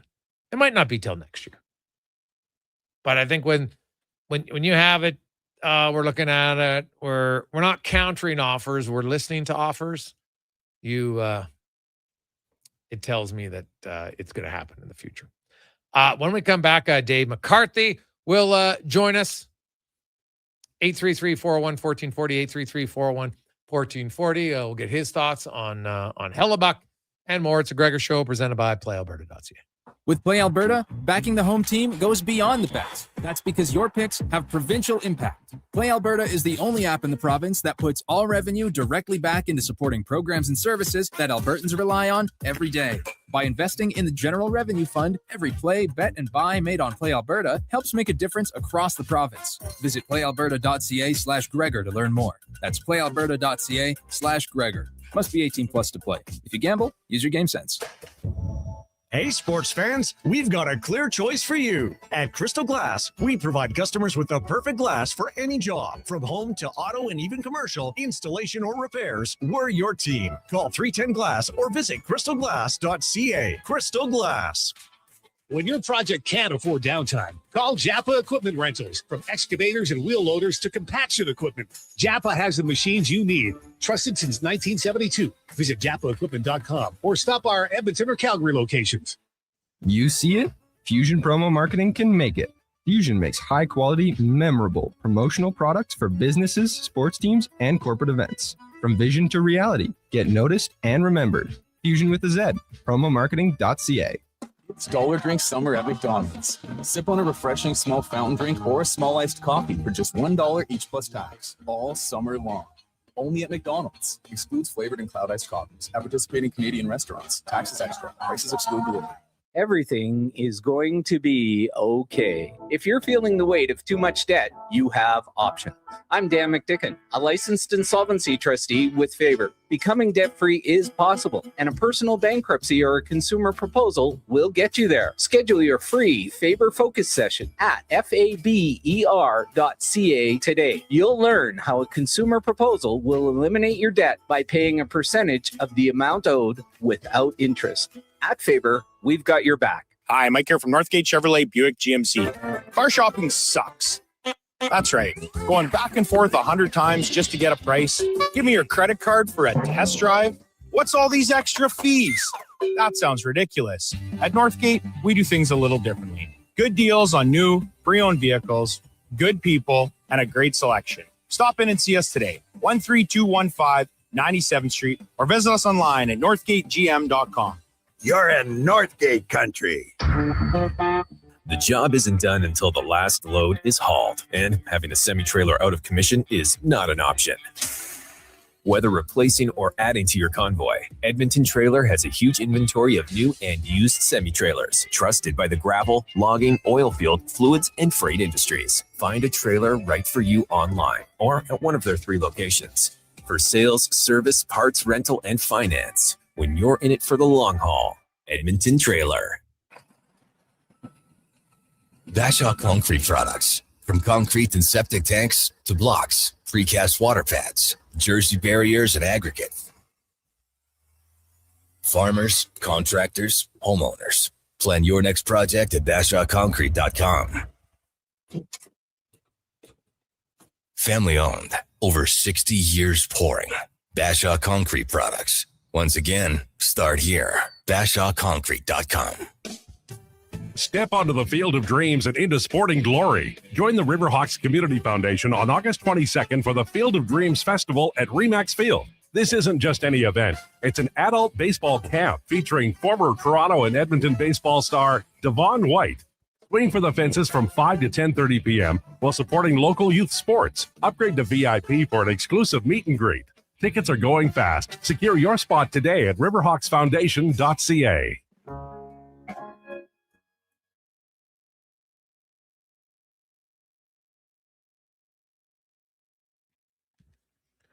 Portions of this hour brought to you by Leading Edge Physio. We treat pain and injuries head to toe, and some other issues that might surprise you, like incontinence, vertigo, neuropathy, and cognitive issues. We invest in the technology, techniques, skills, and people who know how and what to fix. Life shouldn't hurt. LeadingEdgePhysio.com. From puck drop to kickoff, it's the Jason Gregor Show on Sports 1440. Presented by PlayAlberta.ca, Alberta's only regulated online gambling website.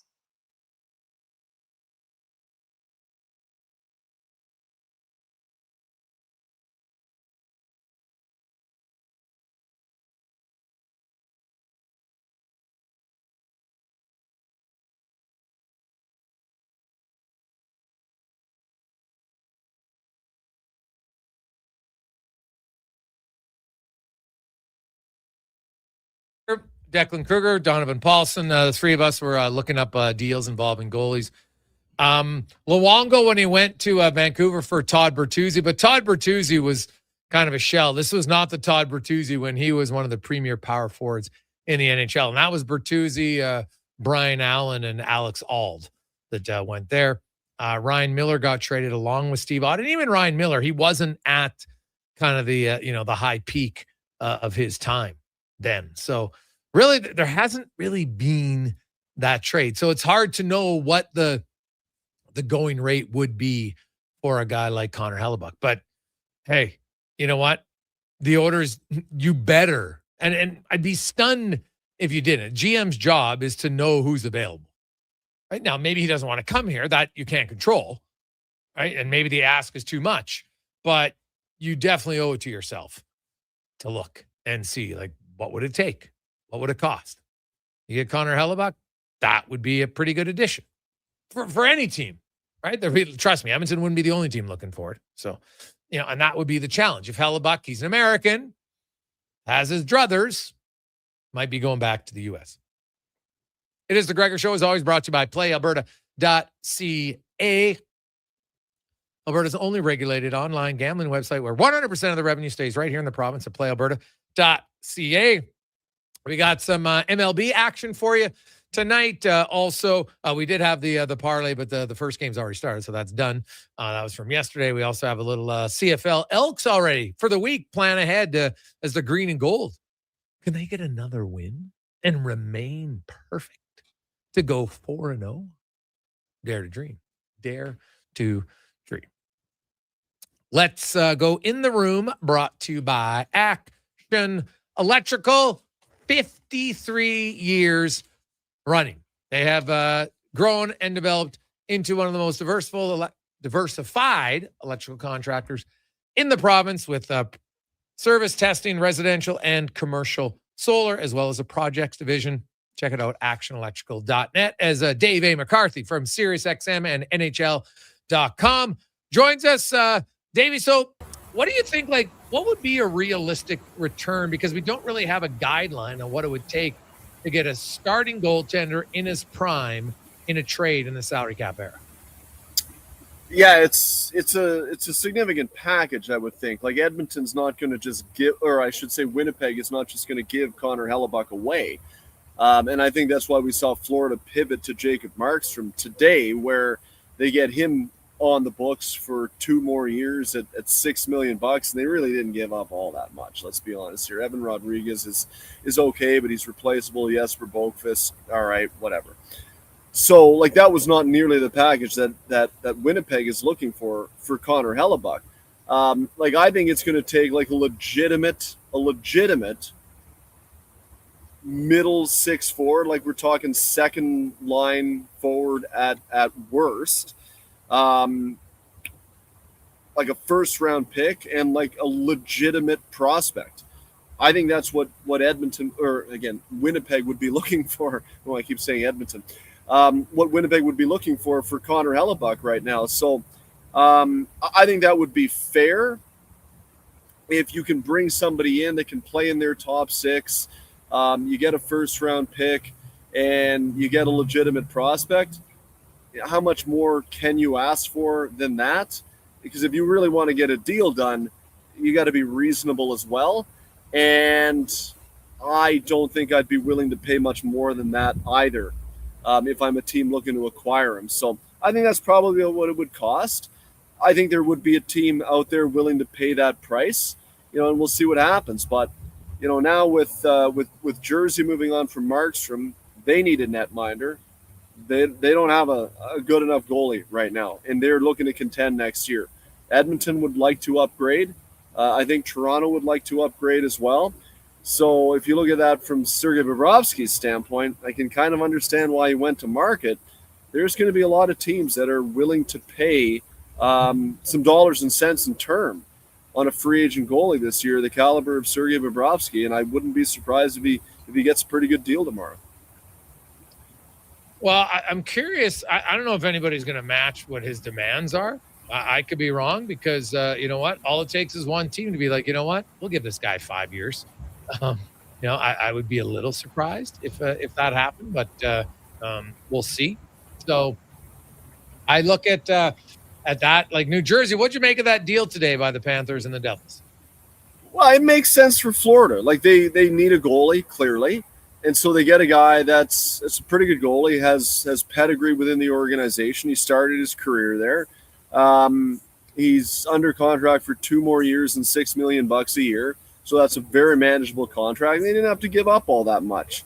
And when you look at the work that they've done, bringing in guys so far in the offseason, Evan Rodriguez was expendable. So I think it satisfies a need, and it doesn't really put them on the hook for long term the way Connor Hellebuck would. Because while I thought there would be a fit there, he's got 5 years left. Will the Panthers be good in 3 years? Like, I don't know. There's a lot of guys getting really old on that team. So they may have a 2 or 3 year window. And then the 4th and 5th year might be really onerous because I think there will be pain coming in Florida. So you get a guy that's pretty reliable, $6 million. That's basically half of what they were paying Bobrovsky for only 2 more years. And you didn't give up all that much. That makes a lot of sense. But like I said, for New Jersey, they are not looking to not contend this year. They need to go out and get a goalie. They really do. Jake Allen and Nico Dawes is not going to get it done. So where are they going to find that guy? It's interesting. Here's something that came to mind. Who's the GM in New Jersey now? Sonny Mehta. Where did he used to work? Florida. Oh, yeah. Does that necessarily mean Sergei Bobrovsky would be of interest? Maybe, maybe not. However, it does seem like the Toronto Maple Leafs are desperately interested in Sergei Bobrovsky. And if they get him in the fold, does it make sense to carry Anthony Stolarz as well? Or could he become expendable? Where did he used to play? Florida. Sonny Mehta would have familiarity with Anthony Stolarz. And when healthy, that's been the issue. But when healthy, like not this season, last season, Anthony Stolarz was damn good. And if Sam Bennett didn't Sam Bennett Anthony Stolarz in the first round or the second round, I think the Leafs might win that series. So he was that good. If he can stay healthy, I think he can be very good. And you wonder if suddenly a trade might become palatable between the Leafs and the Devils because they've also got the Hildebys, Dennis Hildeby, who they do think highly of. He does require waivers. If he goes on waivers in training camp, and he would have to if they bring in Bobrovsky, and they keep Stolarz, he's probably not clearing. So there may be something there that could also work out. It will be. It'll be interesting. We've also got Dylan Larkin's name still out there. Darnell Nurse's name is still out there. Zach Werenski, seeing more and more likely that might be leading to a trade. Marchenko in Columbus. Like the Columbus Blue Jackets might be the team to watch here over the next few weeks, simply because you've got 2 pieces that lots of other teams would like. Yeah, I feel bad for the good people of Columbus. I really do. Like, yet again, it's turning into another summer of everybody wants out of Columbus. And it's like, I don't know what to say. Like their fan base You want to talk about supportive fan bases? I would put Columbus right up there with anybody's in the league. What with the fact that they remain as supportive as they do, and they've never had any winning there. Like literally since they came into the league, 0 winning. It's incredible, and yet they show up. So, look, Zach Werenski, Kirill Marchenko, they didn't play that great down the stretch. That might have helped them get in the playoffs because they kind of collapsed. So that probably won't sit that well with the fan base. Look, I've heard Kirill Marchenko is looking for something like 11 a year. That's a little bit too much for me. I'm sorry. I can't get there on that. It's not enough track record. Zach Werenski, sure, there's pedigree there, and there will be a team that is willing to pay a significant price because if you get him in, he totally changes the look of your team. If you got a good team around him, I think he would be very good. Kirill Marchenko, I can't get there on 11. And so it's a bold ask, especially when you disappeared down the stretch. And look, I was a little surprised as well because I like Kirill. I think he's got a really good attitude.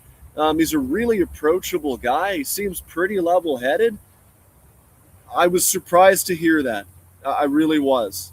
But, we're entering into a position nowadays, Jason, where I think guys are willing to put themselves out there a little bit more to call their shot. And if he thinks, that'll work out for him, by all means, go for it. But, I mean, look, Dorofeyev or Kirill Marchenko, if they're looking for similar deals, they're not the same player to me. Dorofeyev is proven in the playoffs. Kirill Marchenko is not. Oh, 100%, man. If you look down the stretch, Marchenko, even Zach Werenski down the stretch wasn't very good for Columbus. No. So we'll have to see kind of where it goes there. Now, just to follow up on that, I will say I do love to go back to what Jordan Staal said at the end of the Cup final, where like he put a premium and an emphasis on not just winning, but winning with the group that you've invested in for so many years and guys not jumping ship. And I went on about this last summer in August when we were doing the 9 to noon show on NHL Network Radio, that winning a Stanley Cup in certain areas, in certain cities, just quite frankly means more than others. But also the way in which you win a Stanley Cup has got to mean more than other ways, where you just get airdropped in to a team, you jump on a moving train and you happen to win. Like, that's nice, you won and all that. But when you go through the grind and you build up and you're a part of something and you ultimately push through to the goal, that means a hell of a lot more. And so I respect so many of those guys in Carolina for seeing it through, pushing through, and winning. That means more than Brady Tkachuk jumps on Florida and they win next year. Like, that's nice and all, but I'm sorry, it can't mean as much as when you go through blood and sweat and tears and 8 years of grind, and then you finally get there and win. I love that mindset. Maybe I'm an old school guy. That's how I'd operate. I don't see a lot of guys operating that way, though, anymore. Dave McCarthy joins us from Sirius XM. Free agent frenzy begins tomorrow. Although there's not a lot of big names out there, let's be honest. The trades are probably, I think, going to be the bigger talk. Werenski, Larkin, Nurse, and others will be bigger than the free agents. I do think, like every year, there's some quality free agents, not superstars, but some quality ones. The one guy who I think could find himself in a bidding war and getting a decent raise would be Mason Marchment, just because there's not a lot of pests who have skill in the NHL. Yeah, I agree. I like Mason Marchment's game, and I've heard that Toronto could be interested in repatriating him. Remember, he started in the Toronto organization a number of years ago, and they gave up on him, quite honestly, a little bit too early. It's hard to say in hindsight. Who knows? Would they have gotten the opportunity in Toronto at the time? Maybe not, because he left the organization he did, and look what he turned into. So I don't like to play that game too much, but that being said, he would look good on Toronto right now. And so I do think they will be interested. He's big. He's physical. Like, he grinds, right? Like, he'll get in on the forecheck. He can skate. He's heavy. And as you say, he's got some skill. And those are guys that don't get pushed out of games when the games get tougher later on into the season. So, I'm not surprised he didn't end up in Seattle, because I don't know. We talked about that on my show on Sunday. I don't know what the hell they're doing in Seattle. He wants to win, so I don't blame him for being like, I don't want to be in Seattle. And in Columbus, kind of same thing. So, yeah, I think he's a guy that could generate some interest, because you put him on a third line, you're cooking. Like, you're in really, really good shape. He has the ability to move up the lineup when need be. But, I think he can be an absolutely dominant third-line player on a really good team. And I think there are teams, now the salary cap has gone up, that have the wherewithal to go out and pay a little bit of a premium for a guy like him, because we do know, you get into the playoffs, the third line is oftentimes the line that can tip the scales in your favor. You can't just have a top-heavy team. Got to have depth, and Mason Markstrom would represent it. This question is, how much are you willing to pay for it? Dave, when you look at two questions here. Do you think Ovechkin returns? And what do you think the Ducks are going to do on their blue line? All right, well, on Ovechkin, yeah, I kind of do think he's going to return. He was here late in the regular season last year, and we gave him the old, you're going to announce your retirement here in Toronto, Alex, right? Because everything always happens in Toronto. And he laughed. He's like, no, I don't even talk about next year, guys. And he was asked, do you want to play next year? He's like, maybe, I don't know. And so he left it really open-ended, more open-ended than I would have thought for a guy that's probably come to the point in his mind where he knows that's going to be it, but he just wants to announce his retirement his way, and he doesn't want to do it on a morning skate in Toronto on April 2nd. But he left it really open-ended. So I thought, okay, and I said to Dylan Strome, I remember that morning, he's really kind of been pushing the whole question away, not just here today, but the last few months or so. And he's like, well, he doesn't want to do another dog and pony show each city that he goes into. He said he did it last year with the Chase. Mm-hmm. He said he just wants to be one of the guys and enjoy playing the game. And I really respected that. And so I thought, okay. And then I talked to Tom Wilson last Wednesday, and he said, yeah, he's on vacation in Turkey right now. I called him. He answered the phone. He's like, yeah, I'm just on vacation. We'll talk, when I get back. He's like, cool, man. So, it didn't seem like there was any urgency there. And then when Chris Patrick said the other day that Alex was really interested in seeing what the Capitals did in the offseason, if you're done, you're probably not all that interested in what the team does. And so I think when you look at it, people say, oh, well, they got Kyrie, they got Tuck, they're preparing for life without Ovi. That could be true, but it could also show him in the short term, it's probably, if anything, has a year left if he wants to play, we're serious about winning right now. So come back. We can use you selectively, can use you on the power play, can play you 12 minutes a night at even strength. The team is better. And then when you move on, we're in good shape because we've already gone out and addressed that issue. So it could be a confluence of both situations this year. So I really, truly believe that he's probably going to come back. I really believe that. I hope he does. For Anaheim, they've lost some bodies, right? Owen Zellweger, Radko Gudas. Jacob Trouba's not signed yet. Yeah, he's not signed yet, and I think he wants to come back to the East Coast. So they're going to have to go out and try and fill those holes. That's a lot of work to do. Now, Anaheim is a relatively appealing location from just a living standpoint. Tax, not so good. Do players feel that Anaheim is an area where you can win? Maybe more so today than a year or two ago, but also maybe not. That's why I was kind of surprised they moved off of Owen Zellweger as seemingly quickly as they did, just because Radko, you had to know, was out the door, and Jacob Trouba not likely to return. And so that's a significant amount of your blue line. And there's not a lot of guys out there right now. They're not going out and getting Zach Werenski. I don't think he's going to Anaheim.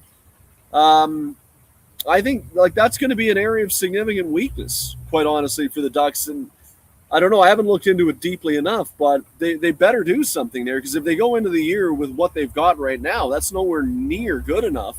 And I know the team wants to take a step forward again this year after having a pretty good year this year, but they've gotten significantly worse on the back end since the end of the season. Well, I know there's a D-man they'd like to get, but currently he hasn't agreed to waive his no-trade clause to go there. And I just wonder, there's reports that Flyers offered Nick Seeler and the Oilers retained $3 million. Like, there's zero chance Edmonton makes that trade. Like, no. Zero. Well, what does that tell you that Darnell Nurse is like, I don't know. Right? Like, not maybe the best. He probably feels he can do better. Well, no, Darnell Nurse, Philly's on his list, right? No, I'm talking about Anaheim. Oh, yeah. Well, I don't know if part of me just wonders if it's family being close to the East, right, for both his grandparents. I do know that that's a factor for lots of guys, so I can understand that. But it might just come down to, if you get later in the summer, is it like, man, do I want to go back to Edmonton now? And maybe he does. He wouldn't be the first guy who asked for a trade and ended up going back to the team, right? So that's happened before. I wouldn't be completely stunned if it happened again, to be honest. But I just think Stan Bowman, the smart decision is he doesn't need to just give away Darnell Nurse. If there's a trade that makes sense, then do it. If not, say, hey, buddy, you'll come back and we expect you to be a pro. Well, it's the same issue, I think, with Morgan Riley right now in Toronto, where when we talked to John Chayka late last week, it was specifically asked, do you think there's going to be a move there? He said, at this point, probably not, which you got to take everything with a grain of salt at this time of year. If the right deal was there, yes, I think the Leafs would move on from Morgan Riley, but the operative word being the right deal. And similar to Edmonton, Leafs are not just going to put Morgan Riley into a donation deal, a la Brendan Gallagher to the Vancouver Canucks. Nor should they. Nor should they. He's a good player if he's used appropriately. And so if Anaheim sweetens the pot, maybe. But, I mean, can't really weaken their team much more to go out and get Morgan Riley, because I think they've already given a guy away in Owen Zellweger, like I said, but I was surprised to see them move on from so quickly for not all that much in return. Yeah. Davey, what's going on in the background there, buddy? Oh, just had we got a highway, well, not a highway, but a road that goes up there, and every now and again you get a transport truck that goes by, and it rattles a little bit, but yeah, we're all good here. Nice. We're all good. It's 35 degrees Celsius, so we're loving this. Oh, that is that's hot. How is the? I thought maybe that was just the parade getting going for the return of Kawhi. What it do, baby? Like, can you come up with anything that is more shocking in sports in recent memory than the Raptors and Kawhi, like, getting back together with their ex? Never in a million years did I think this was going to happen. It's, to quote the owner of the team he's leaving, Steve Ballmer, it's pretty cool. It's pretty cool. But I will say this much. Kind of makes me forlorn to wonder what might have been if he had just stayed here in the first place, and how many more banners they might have hung. Well, if they would have kept him and OG, you do wonder, right? OG Anunoby's become a pretty good player. There's a man that will not need to pay for a meal in the good city of New York for the rest of his life. Oh, God, yeah, him and Brunson for sure. They're I would guess people are pretty happy about those two guys. Yeah, no question. Davey, we'll see. Should be a fun free agency tomorrow. We'll talk to you on the brunch on Sunday, and we'll see. Free agency, we'll know lots of signings, but I wonder how many of the rumored trade guys, Larkin, Werenski, Nurse, Hellebuck, will be moved before Sunday. Before Sunday? It's hard to see, but on situations like that, you got all summer long, and so when I'm on in August, save some of that for like the second week of August for me, please. When I got to get through 3 hours a day, can we do that for the boys? That's all I ask. All right, David. We'll see, buddy. Have yourself a good one. See you, buddy. There you go. It's Dave A. McCarthy from SiriusXM. Quick break. We'll return. It's a Gregor Show presented by PlayAlberta.ca. Need a new ride for road trips, errands, or just life on the go? Go Auto offers a massive selection with over 15,000 new and used vehicles to choose from. With over 70 locations across Western Canada, finding your next ride has never been easier. Whether it's a roomy SUV for the family, a sleek car for the open road, or a rugged truck for your weekend adventures, you'll find it here at a price you'll love. Explore thousands of vehicles today at goauto.ca. Beer League Slow Pitch. It's an Alberta summer tradition. I got shortstop. I'll take pitcher. Yeah, I'm just here for the dugout snacks. When you're playing on the field, you need serious fuel. And there's only one MVP. Wilhauk Beef Jerky. Load up on Alberta's best beef jerky and hit a home run with the team. It's the perfect snack for your summer sports. Wilhauk Beef Jerky, because you can't have summer fun with salad. Only available in Leduc. Cheering on Canada, Mexico, Australia, France, England, Brazil, Germany, Spain, and the rest of the world at the Druid Irish Pub. Your World Cup headquarters. Wear your colors, cheer on your team, and enjoy $6.50 Heineken every game. Plus, your chance to win a ton of World Cup merch, including hoodies, jerseys, soccer balls, and more. The Druid Irish Pub, your World Cup headquarters. Bringing Edmonton together, one soccer game at a time. The Druid Irish Pub. Cheer with us in the Mercer Building across from Rogers Place and Ice District. Come for Canada's largest trade shows, the biggest names in entertainment, exhilarating sporting events, and more. And stay for the experience at the Edmonton Expo Centre. Looking for the perfect place to host your next big event? From trade shows to galas, meetings, and concerts, the Edmonton Expo Centre has the space, event expertise, and service to make your next event unforgettable. With over 522,000 square feet of flexible event space, in-house catering, and operational expertise, they bring your biggest vision to life. Learn more at edmontonexpocentre.com today. If you've got a smart speaker, get it to play Sports 1440. And it doesn't matter when you listen, as we roll out the Sports Talk 24 hours a day, 7 days a week. Edmonton's home for sports radio is Sports 1440. You got a go-to coffee spot, a trusted barber, even a lucky game day jersey. But when it's about looking your absolute best, there's only one name you need. Mr. Dirk. Family run since 1939, we're experts in crafting impeccable tailor-made suits and offering a wide variety of everyday styles. Pair that with personalized one-on-one fittings and the convenience of on-site tailoring. Mr. Dirk elevates your style game. Visit our Edmonton store or explore MrDirk.com. Score big on style with Mr. Dirk. Legacy Heating and Cooling is serious about cooling. In fact, we offer multiple ways to cool your home. So you better Call Legacy. Call Legacy. If you're looking for traditional air conditioning, we got you. Call Legacy. Call Legacy. Or ask us about a heat pump to help you heat and cool. Call Legacy. Call Legacy. Cool with AC or cool with a heat pump. Cool your home with Legacy Heating and Cooling. You don't just need property services, you need problems handled. HireGood provides cleanup, debris removal, site monitoring, and safety attendance across Edmonton. We reduce issues on your property, keep spaces safe, and take pressure off your team. We resolve real problems for businesses while creating real impact because our team is built on second chances and they show up every day ready to prove it. Visit hiregood.ca or call and mention Jason Gregor for a first-time discount. HireGood. Stable jobs create stable lives. Looking for mental health or addiction support, but not sure where to start? Contact 211. 211 Alberta can help you navigate treatment and recovery options, counseling, crisis services, and more. And because life's challenges are often connected, they can also help you find food, housing, and employment support. It's free, confidential, available 24/7, and offered in more than 240 languages by phone. 211 Alberta. One number, countless connections. A message from the government of Alberta. Alberta is growing, but our highways are crumbling. Are you tired of the rough ride? In the last 15 years, our population has grown with hundreds of thousands more cars and trucks on our highways. Today, more than 15% of Alberta's highways are in poor condition. Cutting highway maintenance doesn't save money. It makes repairs more expensive. Don't let the government ignore the problem. Your MLA works for you. Tell them to fix our roads. Visit fixourroads.com for more information. A message from the Alberta Road Builders and Heavy Construction Association.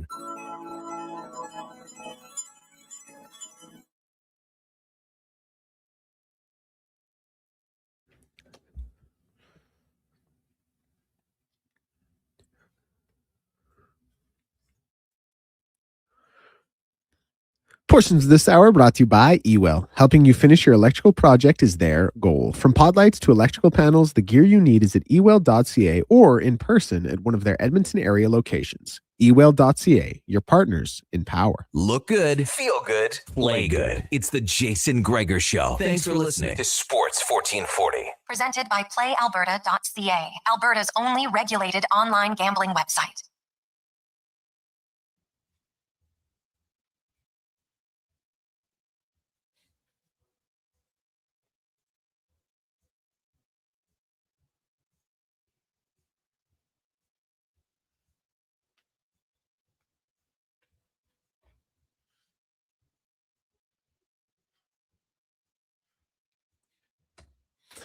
.354.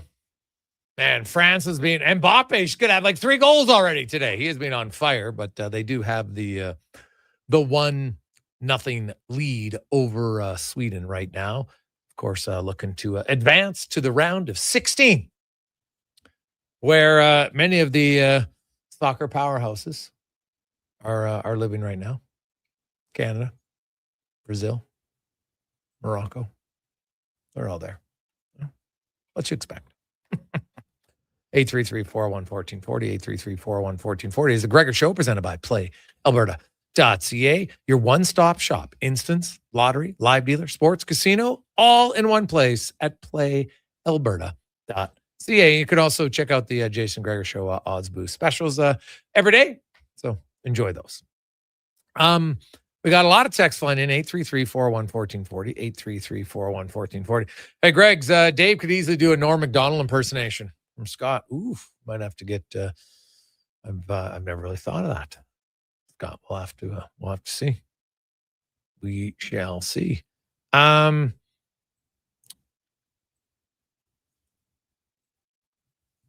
guys, wasn't Bertuzzi on the West Coast connection when that trade was made? Well, he still was, but his peak years had been a few years earlier, right? When he was like 80, 90-point guy. After the trade, Bertuzzi spent, I think, 8 more years in the NHL. He never had more than 18 goals or 45 points.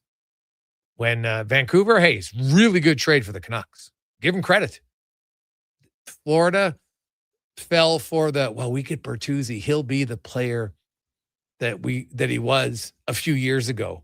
Of course, they forgot that there was no Naslund or Morrison to play with him in Florida. Now, granted, he only played in Florida a very short time. I think he got injured.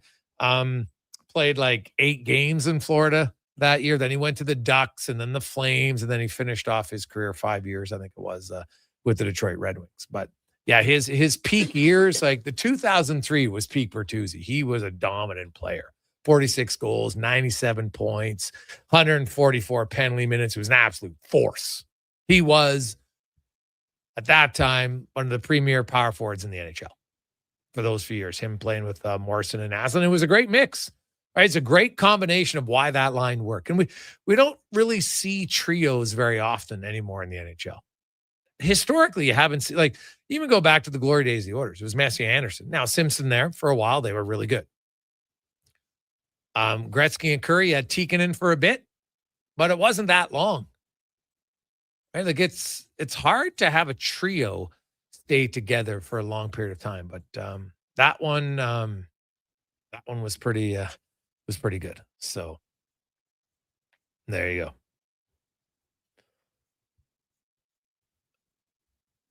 Hey guys, does Bowman know that you can make trades? Yes, he's well aware of it. But like everybody said, like, look at the trade offers. You've got 3 teams right now. Darnell Nurse has only submitted a list of 3 teams, right? That's all he's done. So until that changes, guess what? He's not just going to make a trade. You can't force the other team to say, hey, wait a sec, we want a more fair trade. Oh, okay. Well, if you say so, I guess I'll just do it. Have any of you guys ever tried to make trades in fantasy? You might have an idea. The other guy still has to agree to it. You can't force them unless there's a few of you that collude in your fantasy leagues. And we know that's happened. We know it's happened. It's shady, but unfortunately it's happened. And if it did happen in your league, I hope you kick the people out. You're out. Done. No, to me, you just can't have collusion in fantasy leagues amongst your buddies, friends. Can't do it. That's the lowest of low as far as cheap goes. But yesterday, Bobby Brink was not qualified by the Minnesota Wild, and everyone's like, "Oh my God, I can't believe it!" And Minnesota fans were freaking out. And guess what? They signed him today to a lower AAV at $2.75 million. They just didn't want to give him over $3 million. And he obviously wanted to play in the state of hockey. So he stays in Minnesota at 1 year, 2.75. A little bit of bet on myself deal for Bobby Brink. So there you go. Hey, Gregor, when that Nick Seeler retained $3 million, that's probably the best trade that the Oilers are going to get at this point. I would disagree with that. Just because you hear about a trade offer and, it's Seeler and retain $3 million. Well, of course you are. It's just like in Boston, they're saying, yeah, Laurie and retain $3 million. Like the Oilers aren't making either one of those trades. Like there's no benefit. You get a worse defenseman and you still got to pay $3 million in dead cap space. No, that doesn't do you any good at all. So you'll be patient and you'll say, hey, Darnell, you know what? We can't make a deal. We come back. And then guess what? Next summer, well, now Nurse doesn't have all the say because he's on a limited no trade clause, right? It's got a 10-team no trade list. So all of a sudden that becomes much more open to lots of teams. Say, hey, we'll take this guy. And in the meantime, Darnell Nurse, he's going to want to play well. He's got buddies. He's got to look in the mirror, right? He's got to look at his teammates every day. And trust me, you play for your teammates almost more than anything else. At least the good guys do, or good girls, whatever team you're on. And he'd also be playing and say, hey, if I play better, more teams are going to want me. So the Oilers, you know what? Hey, there's been conversations about Darnell Nurse. He would not be the first player who was looking to be traded, didn't get traded, stayed with the team, and away you go. But the last thing Stan Bowman needs to do is just give Darnell Nurse away in a bad trade. That would be a horrific decision. Horrific. We'll take a quick break. When we come back, we got some stats of the day to get to. Also, we got lots more text, some more on the big news of the trade today, and analyzing some possible, we'll play little matchmaker. The Gregor Show presented by PlayAlberta.ca. Let's get to Declan Kruger and a Sports 1440 update brought to you by Go Auto. When you look for vehicles, that's the place to shop. They got over 15,000. But also, charities in your community, they help out a lot. Over $27 million they've given back in their community. That is goauto.ca. Let's get to Declan Kruger. This is the Sports 1440 update. FIFA World Cup action currently at halftime. France leading Sweden 1-0 following Kylian Mbappe's goal in the 45th minute. It was Norway over Cote d'Ivoire earlier today, 2-1, and Mexico and Ecuador will go at 7. MLB gets going at 4:35 in about half an hour's time between the White Sox and Orioles. Pirates and Phillies also on the dock at 4:40. Blue Jays and Mets, where the Blue Jays are playing. Host Kevin Gosman on the mound, and you will be able to hear that one on Sports 1440 AM dial only following the conclusion of the Jason Gregor Show.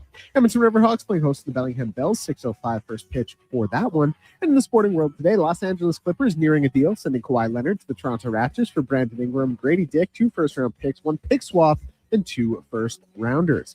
CFL announced today that Oju, the former Saskatchewan Roughrider wide receiver, has been reinstated with ongoing conditions. 24-year-old was suspended in April for no fewer than 6 games for a violation of the league's gender-based violence and harassment policy. And in Wimbledon today, Serena Williams' comeback has ended in the first round as Australia's Maya Joint defeated the 6-time champion in 3 sets. I'm Declan Kruger. This has been a Sports 1440 update. 1440. CKJR broadcasts from West Edmonton Mall and Wetaskiwin. Download the free Stingray music app and listen wherever you go. Action Electrical Solar Team is now making a play for sustainability and savings. They're specialists in powering up for a greener future. That's the strategy, designing and installing high-efficiency solar panels. They're helping homes and businesses combat rising utility costs by harnessing the power of the sun. A smart move for efficiency and the environment. Hire the Action Electrical team to bring home a win for your project. Visit actionelectrical.net. Summit Restaurant, located in the heart of the Silent Ice Center and just minutes from South Edmonton Common. Summit is your destination for exceptional house-made pizza, delicious entrees, and expertly crafted cocktails. Experience the perfect blend of flavor and ambiance in a modern setting.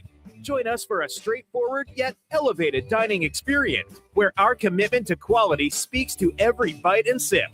Make Summit Restaurant your next night on the town.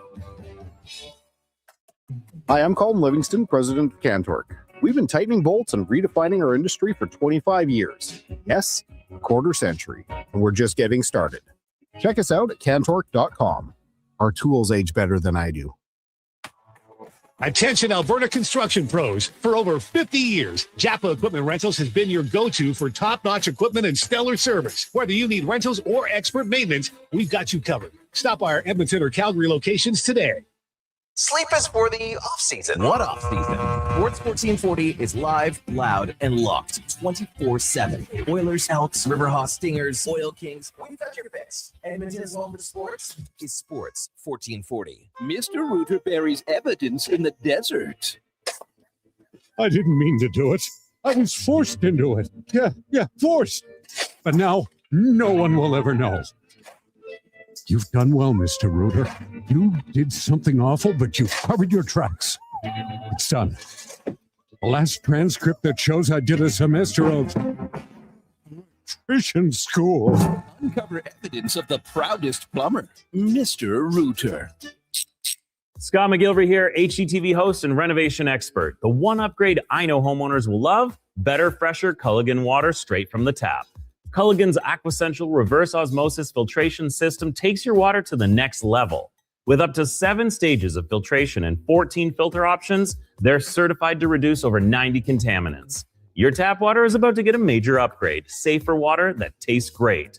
Get started with a free in-home water test at Culligan.com. Culligan, water you love. Oodle Noodle origin. In 1864, Francis Oodle took over his dying father's business as a leatherman. He was quite proficient, but his heart was never truly in the trade. After his father's death, Oodle met a cocksure young man named Vladimir Nudell, who was a trailblazer in the popular new art of food boxes. They formed a partnership and aimed to ply their trade in the new world. At Ellis Island, Nudell was renamed David Noodle, and henceforth, the franchise has been known as Oodle Noodle. We just dropped a massive payload at NISQ 4. It's time to unload some deals at the Truckload of Savings event. If you've been waiting to upgrade, we've backed up the savings with unbeatable offers on our toughest Fords. Right now, haul away exactly what you need and take advantage of massive price drops across our entire lineup, including the legendary Ford F-150 for the job site or the weekend getaway. Shop the Truckload of Savings at nisqford.ca. Nisq Ford, above expectations. Photographers, start your cameras. Vision Credit Union's annual photo contest is back. We're asking you to show us the people, places, and moments that made you glad you chose this rural life. Maybe it's the view from your farm, a walk down Main Street, neighbors pitching in, a weekend at the rodeo, or a sunset down a back road. Share your photo to show why life in rural Alberta is a choice worth celebrating. Enter and vote at what'syourshare.ca.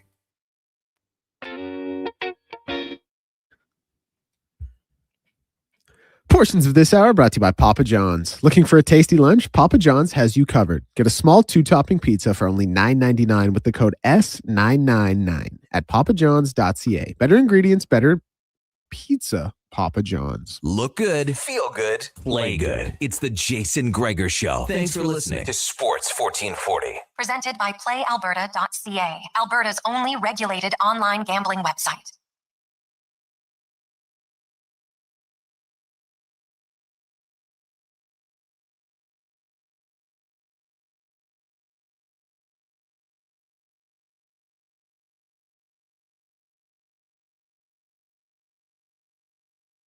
Gregor, Declan Kruger, Donovan Paulson, welcome to the show. Hope you're having a great day. Thanks for listening. Thanks for watching. Sports 1440, sports1440.ca, YouTube, Facebook, X, Instagram, Twitch. Hit the subscribe button. Hit the thumbs up. Go talk to Johnny P. Give your thoughts. Of course, NBA free agency is officially open now. It's 4 o'clock. We'll see who are the first big signings. They'll be coming fast and furious, I'm guessing. Also, we were talking about it earlier in the show. Like, who's somebody that you see as like the most unathletic, but also not very handy. And we were talking, and it's hard, people. I know somebody who will, be in one category, but not necessarily both. Hey man, Dave Portnoy, his now he can hit a baseball. I'll give him credit. I've seen him hit a baseball. But his run was terrible, and his hammering skills might have been the worst. But then Declan and Donovan showed me a video of 6.60. Now he ran a 40 in like 7.63, which isn't very fast, but it's his start. Oh my goodness. Those are like, well, he did the cardinal sin of the little tappy tap steps. Like, I'm like, dude, feel free to use mix in a hamstring there, accelerate out of the block. That was tough to look at. Or he also kind of had he's wearing the onesie that makes him look a little bit like a pregnant snake, so that's never great either. So now I know they were doing that for humor, for sure, but that's a tough one. Hey, if you are going to run though, get on the suits. Back then, remember when the sprinters had those suits there for a while? I think that was like was it 2000? Might have been the 2004 Olympics. I think that's where they're very big, if I'm not mistaken, in Australia. Remember when they had the hoodie even on it? On the sprinter ones? That was pretty wild. Different times, man. Different times. 833-401-1440. It's a Gregor Show presented by PlayAlberta.ca. Hey, guys, lost in all the news of contracts. How about Bobby McMahon, undrafted from Bonnyville to the ECHL to the Marlies? Great story for an Alberta boy. 5th highest contract for players undrafted. Great kid from Tractor Dave. Hey, you know what? Bobby is, that is an awesome story. I love it. Actually met his family once when I was in Toronto. They were there watching a game, and his aunt and uncle, they were fired right up. It was awesome. So, you know what? Good for him, man. He's another guy. He's 30 years of age. Right? It's always a reminder that people, and especially your kids, who I think there's way too much pressure on young athletes nowadays to want to be a one sport athlete at a young age. Number one, that's not good. But number two, it's like, oh my goodness, if I don't make the AAA team or the AA team at U11, my career's over. No, it's not. Bobby McMahon's first year in the AJHL, he had 11 goals, 22 points in 54 games. Then he went to 21. Then he went to 36. Right? Just kept getting better. Right? That's how it was. And then he went to Colgate University. 5 goals his first year. Even his last year, he wasn't a killer. He had 20 points, in 34 games, 10 goals. Then he went to the ECHL. Then to the AHL. But he could skate. He just kept improving. And you look at it, the 23-24 season in 56 games, had 15 NHL goals. And he's been a regular NHLer for the last 2 seasons, 20 goals, 19 goals, or 29 goals, excuse me. And now he gets himself a pretty good contract, life-altering contract for him. So, yeah, that's awesome, man. But he'd be a great example of somebody who is a late bloomer who just continued to work at his game. Undrafted player. Like, I'm sure Bobby's draft year would have been 2014, his first one. Could have been eligible in 15 or 16. And never got drafted. Probably wasn't even close. Probably wasn't even thinking about it. Right? He was playing the AJHL at the time, and he was a point-per-game player his final year in the AJ. 68 points in 47 games, 36 goals. Pretty good year. But it's a great reminder, Dave, for a lot of people out there. If you love the game and you want to really work hard, just keep doing it, because you never know. Just keep grinding. Don't worry about keeping up to the Joneses. Some kids develop quicker than you. But I bet you if we can go look at the 2024 draft or 2014 draft, excuse me, and see how many players out of that draft class in 2014 are even still in the NHL right now. Right? Hey, Leon Draisaitl, of course. But you look at a lot of guys like that are still, I would say, so Bobby McMahon wasn't drafted, and there is like 24 guys that have played over 500 games. But then there's other guys like that used to be in the league that are no longer there, right? Brendan Lemieux, Brendan Perlini, he was a 12th overall pick. Andre Kasha, Anders Bork, Lucas Wallmark, UC Lamico. Like if I went and looked now, I bet you when his career's over, Bobby McMahon, for his first year of draft eligibility, even though he didn't get drafted, you look at his games played and his goals, he'll end up being in the top 30. Just took him a little bit longer to get there. So, I like it. Hey, guys, everyone's problem with nurses is overpaid. If we pay $3 million dumb, that just means we continue to pay the amount as overpaid. It makes no sense to retain unless we're winning the trade with the return. Yes, 100%. There's no reason to do it. There's no urgency here. And the thing is, like, Darnell Nurse, salary aside, look at his minutes. Now, he's not a perfect player. I've said it for years. Not a perfect player. But he's also, he's not just a terrible player. If Darnell Nurse's contract was $8 million, the wrath would be infinitely less. Heck, if it was 7.5, people wouldn't, they'd be like, hey, they would actually only evaluate him. You know what? Darnell Nurse makes some better plays in front of the net, which is what it should be. Because whether he made $7 million or $9 million, it's irrelevant. Make better plays in key situations. That's what I like. Right? Be a little bit more consistent. Now, not every play is going to be great. I don't need to make every play great. But and my one other concern with Nurse is I haven't seen that much nastiness out of a guy who's one of the tougher players in the NHL. I can't recall the last. When did Nurse intimidate anyone? Right? When was he yapping at a bench? And if one more time there's a scrum and a guy puts his hand in his face and he just turns to the side and doesn't look at him, I'm going to snap. Like, come on. I'd like to be a little bit more engaged there. So, everybody just assumes, oh, yeah, if Nurse was 7.5. So what do you think the other $1 million, where would it have gone that would have suddenly changed everything? Right? That's where people get over hyped and anger over a guy being a little bit, and it was going right. Look at all the defensemen who signs free agents that year. It's just how it was. And I also say many of those people are like, yeah, but if you would have signed earlier, but many of you were screaming bloody murder when he signed for 5.5 and you didn't like that deal. So if they would have signed for 6 years at 7, it wouldn't have mattered. Some people just had it. They didn't like Darnell Nurse come hell or high water. Because I'll tell you, Darnell Nurse at 3.3 crushed his contract. Darnell Nurse at 5.5 crushed his contract. He was a way better value than his contract was in those years. But it didn't matter.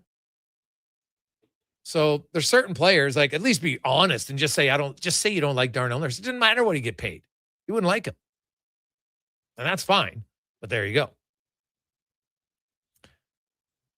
833-401-1440, 833-401-1440. Hey, Gregor, what about O-Dog when he raced another TSN guy so bad? O-Dog couldn't run either? No, he's a little bit older. Right? But you know what's funny? How many of you right now today, if you're over the age of 30, what's their percentage of people 30 plus? Well, maybe 30 plus, who have flat out sprinted. Not like jogging, but I'm talking flat out sprinted. How often do you do it? Right? It's one of the best things to do. If you want to train, they've shown it all. But you got to max, like to go full out. It's a challenge for sure. And I would guess maybe 20% of people after the age of 30, and maybe before then, to go like a flat out full on sprint. When was the last time he did it? And not for like 10 feet, like minimum 60-yard dash. Right now, if you're playing men's league soccer, all of those guys definitely have, right? For sure. You're out there, you got to run, right? You're playing defense. At some point, you're going on a run. But we could video a lot of people now. And I think if everybody got a video of themselves running, I think we'd end up with more people running. Because some people are like, yeah, you know, I used to be an okay runner. And now you're just like, oh, God, I don't want to see that. It'd be better for us. That's what they should be filming. Everybody's got a sprint. Let's see what we got. Suddenly, you know what? I don't need that bag of chips. Nah, oh, you know what? Give me some water here. I'm not going to have an energy drink. I don't want to embarrass myself in the company sprint. That's what the company should. And I've talked about this, and I talked about it with the sponsor, and I would really like to do like an athletic summer sports 1440 competition. Get our listeners, you sign up. We can go in age categories, right? So the 20s and the 20s, 30s and the 30s, whatever. I almost figured out. Somebody smarter than me can figure it out. And we don't need to do 200 meters. Like, people might die. Well, 400 meter would be a killer. But just to do 6, I think people would be surprised. But also, I know some of you would get motivated and suddenly be like, you know what? I'm going to come out for that. I'm going to see what I got left in the tank. How many people would sign up? Like, I know Declan Kruger. He would think he was the decathlete of the station, thinking he would sign up for everything, right? But it would get a good opportunity finally to see if it's as good as the claims are. But it would be fun. Like, there are certain events, like imagine doing a triple jump. Oh, just for fun, man. You got to have a little bit of humor. We'd probably have to get Grant at Leading Edge on site. For sure, right? There'd probably be a few pulled groins, because I know some of you would be like, oh, yeah, I'm going to do it. Have you trained once? No, I'm good. Any warm-up? Not really. Now, there are the few freaks that can actually get away with that and still do pretty good. But it's funny. Deck, when was the last time? Well, you play soccer, so I'm assuming you're sprinting fairly often.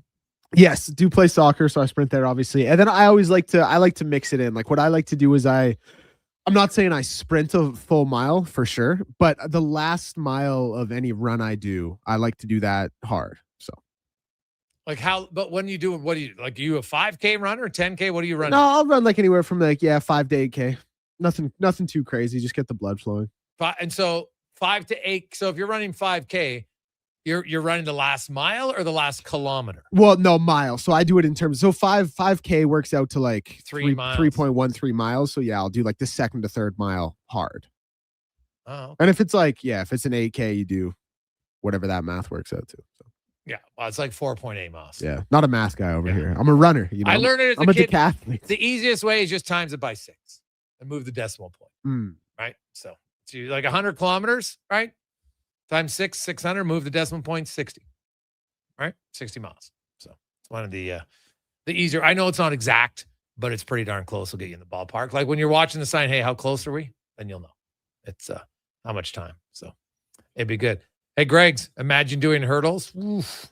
Could be a few injuries. But how many people naturally ever did hurdles? Like, I'm sure there's some for sure, but there's not a lot of people doing hurdles. I remember we did hurdles in junior high. It was kind of fun, but that's probably the last time I ever did hurdles. I don't know. Hey, Gregor, now you got me fearing that I forgot how to run. 53 years old now, Jay in a tinfoil hat. Well, Jay, why don't you give us an update? Why don't you go jog for a bit? Don't just go into a sprint now. I don't need you to pull a hammy. Just do some light warm-up, right? Build up to it. Do a proper warm-up. And then just do like a 40-meter sprint and see if you can still do it. See how it feels. That'd be good. So, hey, Gregor, every year our office has the who can lose the most weight in a month. It's so funny watching guys who normally don't eat healthy go on these crazy healthy runs. Amazing what a lot of competition does to a guy. From Sean. Well, there you go. See, why not? We could do it. But if we had like teams, right? Because you'd have to do it at teams. We don't want just like individual Joe guy. You got to be on part of a team, right? We could have a relay team, right? Team A, blue, white, whatever the colors. Something tells me we'd have a lot of entries from the station. Probably do it out at Foot Field. I know a guy. I think I can get us some time out there on one weekend. On a Saturday, I'd probably talk to Jimmy at Booster Juice. Right, we need them out there. Definitely might need Grant from Leading Edge just for a few people. Sure. So Like the Duke. The Duke would have to be the Marshall. Like there's no chance. Brandon, he can't run, man. He's got no knees. Can't do it. So like we could do a lot of things. Like maybe could you backpedal? Right? Maybe you won't try to be a DB. It would be it'd be fun, man. Guys, my knees are aching just listening to this. Now, see, like I've never had real knee. Now, I can't run longer distances. I can run 5K, anything longer starts to bug me. But I remember when Struds and I, like speaking of idiot things that guys do, we decided just randomly that we're going to run. We wanted to train to run 5Ks. So we decided that we were going to run. The first week was 3 times 5K. Second week, 3 times 5K. Third week, 4 times. Fifth week, 5 times. So we'd get up to 75 kilometers in the month. And I actually did all right. My times were pretty good until the last day. Now, of course, being a typical guy, didn't do much stretching afterwards. Like I might have, you have the foam roller down. 2 times. Yeah, it's good. Yeah, I'm good. I feel fine. And I blew a calf muscle on the last day running, about 2.5 kilometers from home. I've never felt that pain in my life. Trying to walk after you pop the calf muscle, though, and it took forever to heal that stupid thing. Like I had no one to blame by myself. I remember Grant's like, "Are you an idiot?" I'm like, "Yeah, pretty much." But at that point, it felt pretty good, man. Like my times were coming down pretty fast. The last one I did was 5K on the Thursday in 21:48, which for me was pretty impressive, having not ran in like 20 years any sort of distance. It's good, man. We'll have to see. If you would be interested in that. I'm just curious. Well, the interest to participate would be one, but the sheer fandom to come watch that and to see some people who think they're athletic and how much do they have left and how hard will they push themselves, that in itself would be gold. So you could draft people to teams, maybe. Have a cheering section, kind of like soccer, right? Get a few beer sponsors out there for sure. Could be fun. Let's take a quick break. When we return, we'll hear from Peter Baugh. Trade today in the NHL, which seems that there's a clear domino effect coming next. What's it going to be? We'll find out on the Gregor Show, presented by PlayAlberta.ca. With Play Alberta, backing the home team goes beyond the bets. That's because your picks have provincial impact. Play Alberta is the only app in the province that puts all revenue directly back into supporting programs and services that Albertans rely on every day. By investing in the General Revenue Fund, every play, bet, and buy made on Play Alberta helps make a difference across the province. Visit playalberta.ca/Gregor to learn more. That's playalberta.ca/Gregor. Must be 18 plus to play. If you gamble, use your game sense. And now Action Electrical's testing team is on defense duty. They're the guardians of safety and compliance, a critical part of any lineup. Precisely. They perform rigorous safety and code compliance testing for commercial operations. Think of them as the referees, ensuring everything is up to standard before disaster strikes. Their preventative plays are legendary, spotting faults early. Hire the Action Electrical team to bring home a win for your project. Visit actionelectrical.net. Welcome to the Bro Zone, the ultimate garage setup for checking out the big game. 70-inch TV? Check. Surround sound? Check. Mini fridge fully stocked? Check. But a legendary Bro Zone needs legendary snacks. Will Hawk Beef Jerky. Load up on Alberta's best beef jerky. It's the perfect game day companion when you're watching from the ultimate fan cave.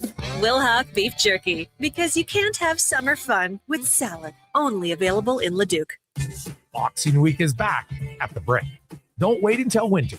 Get blowout pricing now. Save 50% off sofas when you buy the matching piece. Save up to 25% off bedroom and dining, and save up to 40% off select mattresses. Plus, get free local delivery when you use your Flexity card. And buy more, save more. Up to $500 off select major appliances. Don't miss the return of Boxing Week, only at the Brick. Exclusions apply. See in-store for details. It's cone season at McDonald's, which means vanilla cones are $1 each plus tax in the McDonald's app all summer long. Soft, creamy, and crunchy. For just $1 each plus tax exclusively in the McDonald's app. App download and registration required at participating McDonald's in Canada. Hi, Mike here from Northgate Chevrolet Buick GMC. Car shopping sucks. That's right. Going back and forth 100 times just to get a price. Give me your credit card for a test drive. What's all these extra fees? That sounds ridiculous. At Northgate, we do things a little differently. Good deals on new, pre-owned vehicles, good people, and a great selection. Stop in and see us today, 13215 97th Street, or visit us online at northgategm.com. You're in Northgate country. Don't let equipment failure stop you cold. At AWS Welding in Nisku, our factory-trained service techs are on hand for all welding equipment repairs. We're a fully warranted center for Miller, Lincoln, and ESAB. And we service all makes and models. Proper, regular service extends the life of your gear and keeps it running at peak capacity. Don't wait for a breakdown. Book your service appointment today at 780-979-0470. AWS Welding. We make it happen. Okay, new strategy. I'll just live in the freezer till October. It's spacious in here. It's spacious. There's a better way to survive the coming AC season. Pro Solutions is your one-call solves-it-all expert for AC repairs, tune-ups, and new installations. We offer convenient financing options and fast appointments so you can enjoy your entire home, not just the freezer. Now I can leave the frozen peas where they belong. Book now at prosolutionsinc.ca. It might have been scraped by the snowblower, dented while door crashing, or crunched at the company Christmas party.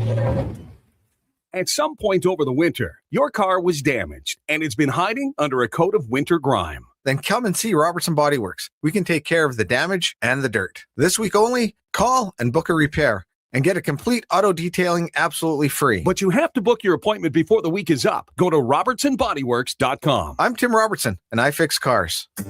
I'm Dr. Vance Elliott. The goal of every one of the thousands of hair restoration procedures I've performed is a full, natural-looking head of hair. I work directly with my patients for the consultation, the procedure, and the follow-up, so we can achieve the best results possible. When people see what we accomplish, I don't want them to think, "Wow, great hair transplant." I want them to think, Wow, great hair. Go to drvanceelliott.com and contact us today.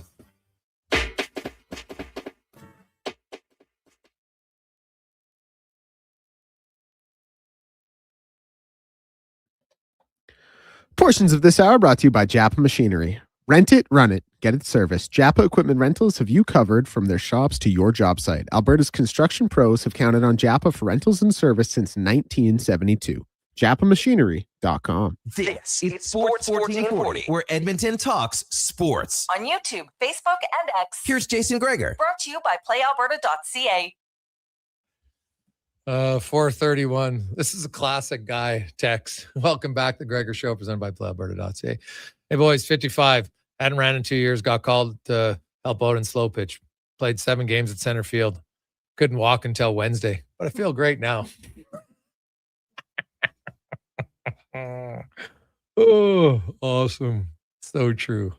I love it. The Gregor Show always brought to you by PlayAlberta.ca. Alberta's only regulated online gambling website where 100% of the revenue stays right here in the province at PlayAlberta.ca. As it's time to get to our big guest of the day, brought to you by Summit Restaurant, located in the heart of Silent Ice Center, just minutes outside of South Edmonton. It's your destination for exceptional house-made pizza, delicious entrees, and expertly crafted cocktails.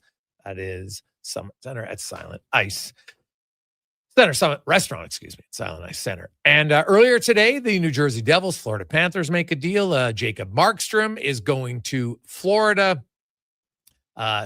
In return, you have Evan Rodrigue. He's kind of the key piece to this deal for the New Jersey Devils. Also, they get Jesper Boquist, and then there's some minor guys. Ben Steves going also. Angus Cruikshank goes to the Panthers. So with this trade, they got Jake Allen, but who's the other goalie now in New Jersey? To find out, we head out to New Jersey. Peter Baugh joins us, beat reporter for the Devils at The Athletic. And Peter, that's obviously, I'm sure, the main question everyone's asking themselves now is, which goalie do you think? Bobrovsky, Anderson, Skinner, Ingram? Who do you think they target, or is there someone else? Yeah, it's going to be interesting. I haven't had a chance to fully get a scope on the market. Bobrovsky, given the amount of money he's asking for and just kind of the nature of you have to look at Sonny Mehta, who is coming in as the GM. He was the AGM at Florida, has an analytics background, is very data-driven and very smart. And I think a lot of times the data would suggest it's pretty risky to give a goalie at that age the money that he's looking for. So I have some level of skepticism that that's going to be the target. I'm not saying it couldn't happen, but it feels maybe a little more doubtful to me. And then, yeah, I mean, Jake Allen has showed last year he can be a solid goalie still and carry a bulk of the games. But do you really want to enter with him as the starter? It feels like they, at the very least, need to find a second goalie to kind of split the workload to some degree. And I'm with you. It's going to be very interesting to see who that is and what route they go to find it, whether that's free agency. Do you sign someone, or do you maybe try to swing a trade for someone? Obviously, there's the big name out there in Connor Hellebuck. Darren Drager earlier today, I believe, reported that so far that he hasn't heard them connected too much, but you never know if that changes after a move like the Markstrom trade today. I mean, Jordan Binnington is entering, I believe, the last year of his deal in St. Louis, but it looks like at this point the Blues are going to at least start the season with him. So there's some interesting questions there. I'm very curious to see how this all plays out. Yeah. Jacob Markstrom, I remember when he signed, when he got traded there, signed for New Jersey, a lot of people are like, okay, Markstrom's good. But if you look at his time in New Jersey, it's like one good year, one bad year. There wasn't a lot of consistency in his game during his tenure in New Jersey.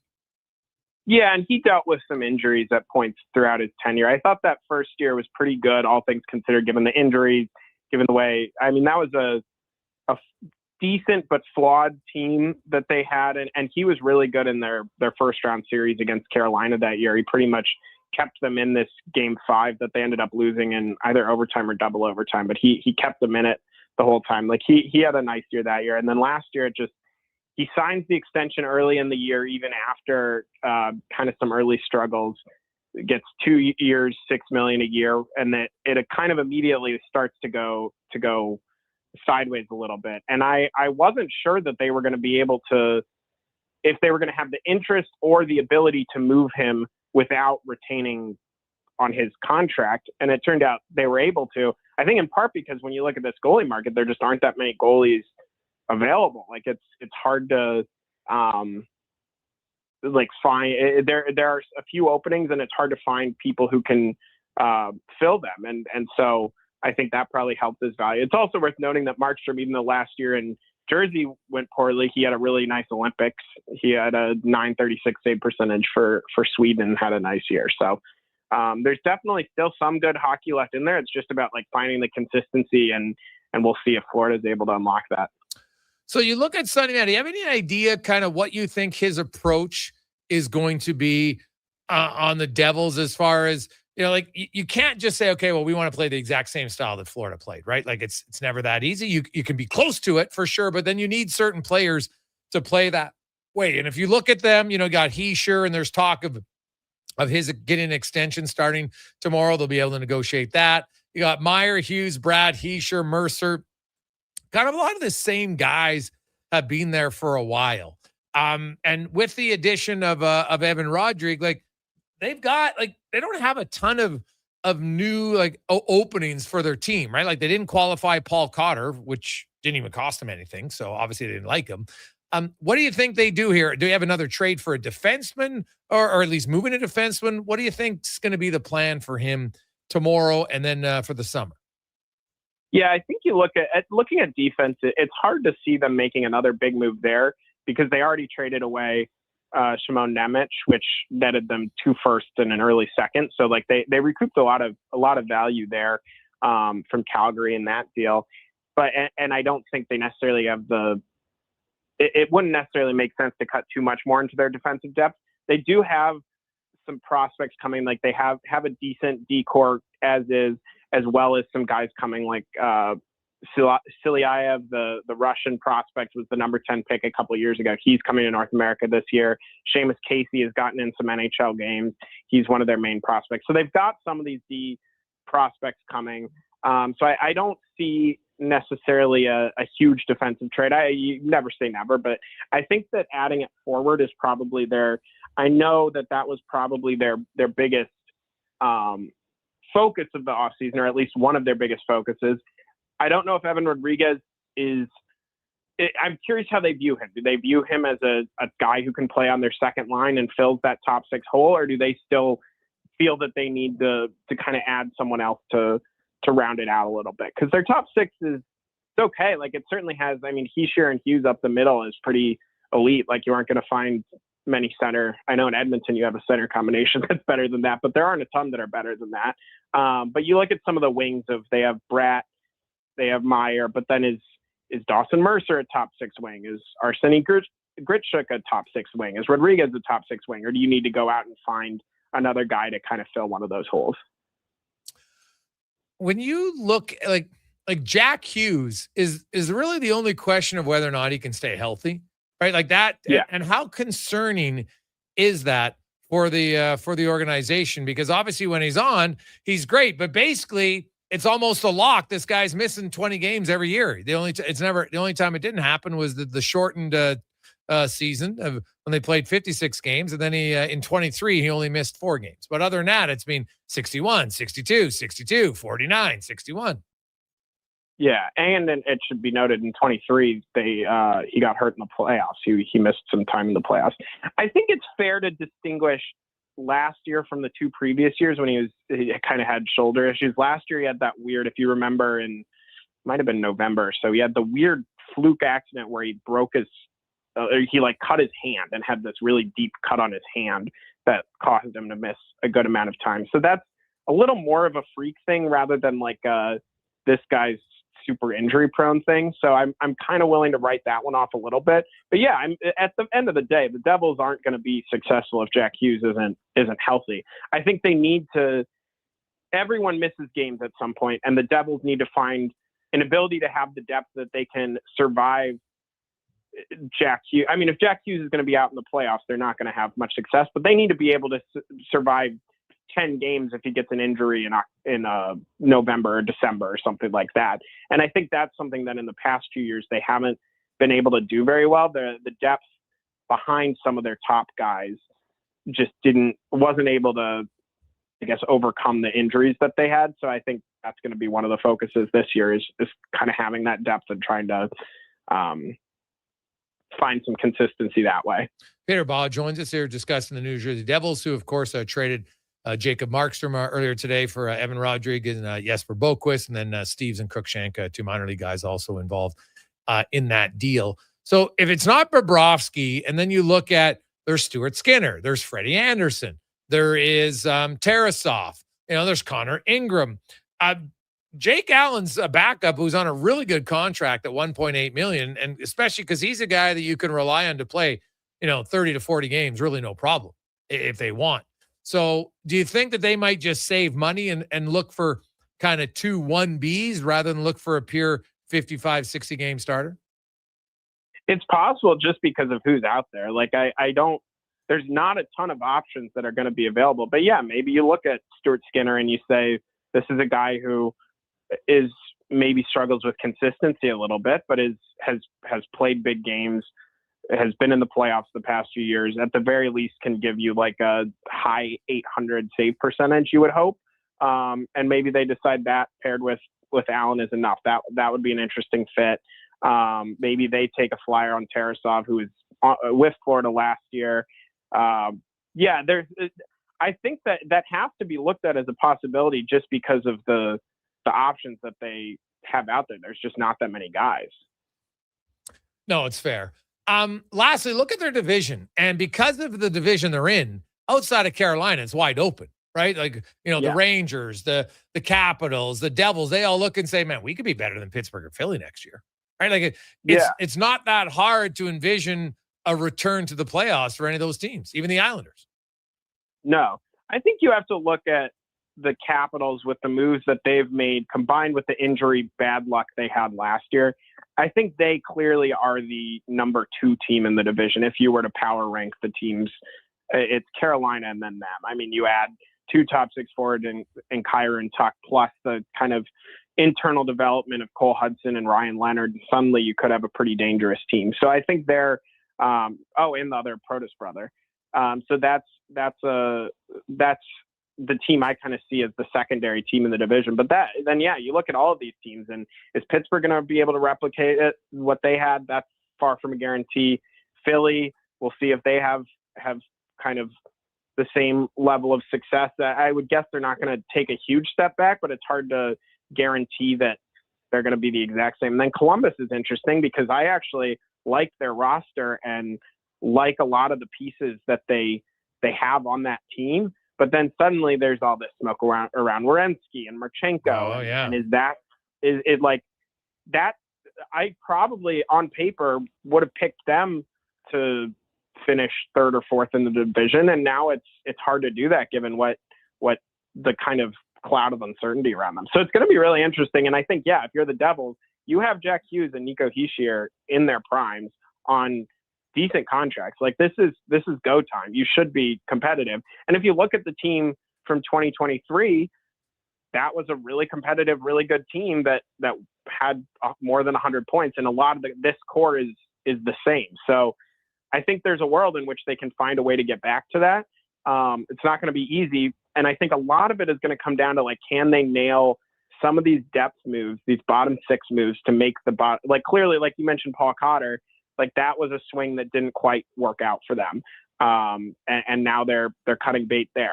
They need to find guys who can give them productive shifts in the bottom six to supplant some of these top guys and potentially fill in higher in the lineup if they need to when Hughes gets hurt or Hischier gets hurt or Bratt misses some time. Because those things happen over the course of the season. Yeah. Pete, appreciate this, man. Should be an interesting free agency beginning tomorrow. It'll be loads of fun as always. We look forward to it. Appreciate your time. Have a great day. Sounds good. Take care. There you go. That's Peter Baugh joining us from The Athletic in New Jersey. The Devils, add them to the list now of teams looking for goalies. It used to be the Panthers. Well, they got Markstrom and they traded for Akira Schmid. Now, they might see Schmid as a number 3. We'll see. But we'll look to find out what they do. New Jersey definitely will want another goalie to go with Jake Allen. The Oilers need another goalie. So free agency is exactly 21 hours and 15 minutes away from starting. 10 o'clock tomorrow morning, Edmonton time. We'll have a wall-to-wall coverage here on Sports 1440. NBA free agency has been getting no signings yet, at least no big ones. We'll see what is coming down the pipe in the association, but there was a big trade today. If you missed it, Kawhi Leonard is now a member of the Toronto Raptors. Quick break. We'll return. It's the Gregor Show presented by PlayAlberta.ca. Listen up, friends. Operation Pizza is a go at Papa John's. They're introducing new personal pizzas just in time to celebrate the premiere of Toy Story 5. These adventure-sized pies come in new exciting flavors like Sheriff's Roundup, Space Rangeroni, and Reach for the Pie. Or take your personal pizza to infinity and beyond by creating your own flavor just for you. Order 2 or more with Papa Pairings and get yours for only $9.99 each. New personal pizzas are ready for takeoff. See Disney and Pixar's Toy Story 5 in theaters June 19th. Legacy Heating and Cooling is serious about cooling. In fact, we offer multiple ways to cool your home. So you better call Legacy. Call Legacy. If you're looking for traditional air conditioning, we got you. Call Legacy. Or ask us about a heat pump to help you heat and cool. Call Legacy. Call Legacy. Cool with AC or cool with a heat pump. Cool your home with Legacy Heating and Cooling. Whether you're a craft beer connoisseur or more of a wine aficionado, there's always something new to discover at Sherbrooke Liquor, a unique family-owned independent liquor store. The selection, incredible. The non-alcohol section is also very impressive. Sherbrooke Liquor, expert, knowledgeable staff with a passion for unique finds. More than just a liquor store, we're a community. Alberta's best, the one and only Sherbrooke Liquor. Wine, spirits, and oodles of beer. Visit SherbrookeLiquor.com. CanTorque has turned 25. That's right, 25 years of building tools so good, they practically torque themselves. Hard work and innovation equals problem solved. See our latest designs at CanTorque.com. It's dollar drink summer at McDonald's. Sip on a refreshing small fountain drink or a small iced coffee for just $1 each plus tax, all summer long. Only at McDonald's. Excludes flavored and cloud iced coffees. At participating Canadian restaurants. Taxes extra. Prices exclude delivery. Every lunchtime, hang with Low Tide. Weekdays from noon to 2 on Sports 1440. Low Tide and Declan Kruger gives you the deep dives, sharp analysis. And Edmonton Sports Talk, done right. Your game, your station, Sports 1440. Everything is going to be okay. If your debt has you feeling like you're in a free fall, you have options. I'm Dan McDicken, a licensed insolvency trustee with Faber. Becoming debt-free is possible, and a personal bankruptcy or consumer proposal will get you there. Schedule your free Faber Focus session at faber.ca today. You'll learn how a consumer proposal allows you to eliminate your debt by paying a percentage of the amount owed without interest. At Faber, we'll tackle your debt. Are you a skilled laborer? All-Star Construction wants to talk to you. A heavy equipment operator with trackhoe or backhoe experience? All-Star Construction wants to talk to you, too. With work in and around Edmonton for local land developers, All-Star Construction offers year-round employment. Whether it's power, gas, or telecom, developers rely on All-Star Construction to get the job done. So if you're a skilled laborer or a heavy equipment operator with trackhoe or backhoe experience searching for work, search All-Star Construction on Indeed. The job isn't done until the last load is hauled, and having a semi-trailer out of commission is not an option. Whether replacing or adding to your convoy, Edmonton Trailer has a huge inventory of new and used semi-trailers, trusted by the gravel, logging, oil field, fluids, and freight industries. Find a trailer right for you online or at one of their 3 locations. For sales, service, parts, rental, and finance, when you're in it for the long haul, Edmonton Trailer.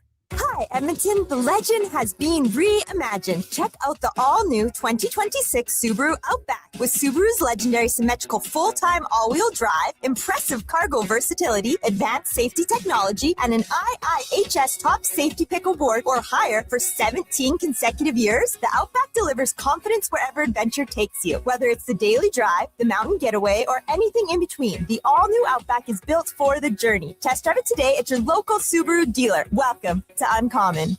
Lux Windows was founded in 1969 with 5 people and a dream. 55 years later, our team of experts cares a whole lot about building and installing the best possible windows and doors. Because Lux is not just an Alberta-made product. We're one big Alberta-made family. Everything we are is windows and doors. A company born and bred and made in Alberta.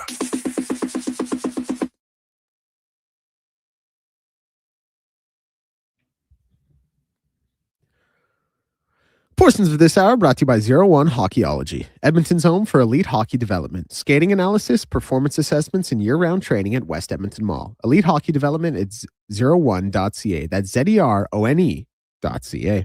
He's not just another pair of glasses. It's the Jason Gregor Show. Thanks for checking out Edmonton Sports 1440. Presented by PlayAlberta.ca, Alberta's only regulated online gambling website.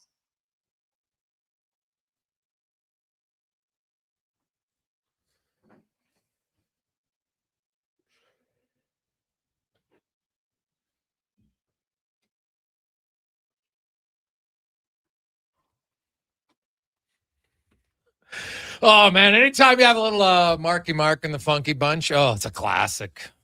Mark Wahlberg, the action. Actually done some comedy as well, but remember him making his name for himself when he was ripped, shirtless, doing all of his videos, dancing. Good time. I had a good beat. Good beat to the song. Speaking of a good beat, it's been a beat down. France, 3-0 over Sweden. France is good, man. Like, honestly, they've been the best team that I've seen so far in the tournament. Like, they are deep. And, man, Mbappe, he's right on the heels of Messi, but Messi's not coming back for another World Cup. And Mbappe's got at least 1, probably 2 more, I would think. So he will end up being the all-time leader in World Cup goals and might actually shatter it by a fair margin. He is very skilled. In France, they are good, real good. So feel for the team who's going to have to play them down the stretch. So let's get to 5 questions brought to you by The Brick. For right now, 50% off sofas. When you buy the matching love seat, you can get 40% off select mattresses and get free local delivery when you use your Flexity card. Check it out at The Brick and thebrick.com. It's time for 5 questions on the Jason Gregor Show. Okay, question number 1. Following the trade today, goalie's kind of a tough position to categorize in this sense and a little bit more fluid, but where do you rank Jacob Markstrom in the NHL in terms of goaltenders? Oh, jeez. Well, he's definitely not top 10 in my eyes anyway. I would because you got Vasilevsky. Obviously, I'd put Logan Thompson ahead of him. I put Swayman ahead of him. Sorokin clearly is ahead of him. Hellebuck, I think Jet Greaves is ahead of him. Shesterkin's ahead of him. Yeah, I'd put him around like 15 to 20. Now, the thing is, does he have potential to be a 10 to 15 guy? Yes. But he seems to be a good year, bad year, good year, bad year kind of guy. Question number 2, following the news earlier today regarding Kawhi Leonard, where does that trade put the Raptors in the East for next season? Go ahead. I mean, I think they're probably going to be behind New York. Have to give that team a lot of credit, obviously, and they're going to have the same core. No reason not to. I still think a Boston team that can get everything put together would be ahead of them. Like, they got to figure out what's going on with the whole Jaylen Brown thing. I love the idea of Detroit, but this feels like a bit of a flash in the pan, especially if Jalen Duren's leaving. Then obviously my Miami Heat, and they'd be after that. So 5th. The Heat. Yeah, I think Kawhi, I'd probably agree with you. Everything. I think I'd probably put him 4th right now. But I'm curious what this move means if they've got another big move coming here to fill out the roster. Question number 3, and I was kidding about the Heat thing, by the way. Well, I very much think the Raptors will be better. Question number 3, who is the biggest landmine in NHL free agency this season? Ooh, good question. It was Donovan's question. Biggest landmine. Like, who's gonna? Anthony Mantha. Question number 4, where will LeBron James play next season? God, he's leaving the Lakers. I think he's going to Golden State. I don't know. I think he's going to want to play Steph.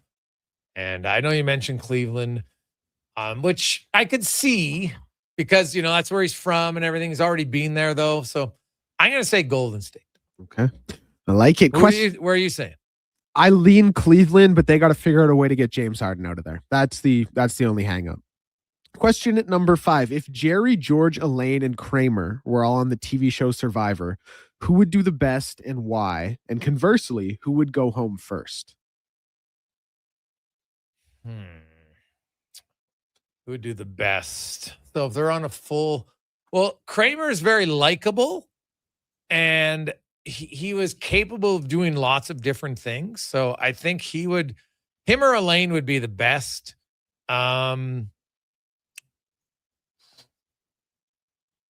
George's temper might, it would be hard for, I think George would, he wouldn't be the first off, but I think he'd be early because he'd get in a spat with his who's ever in his tribe.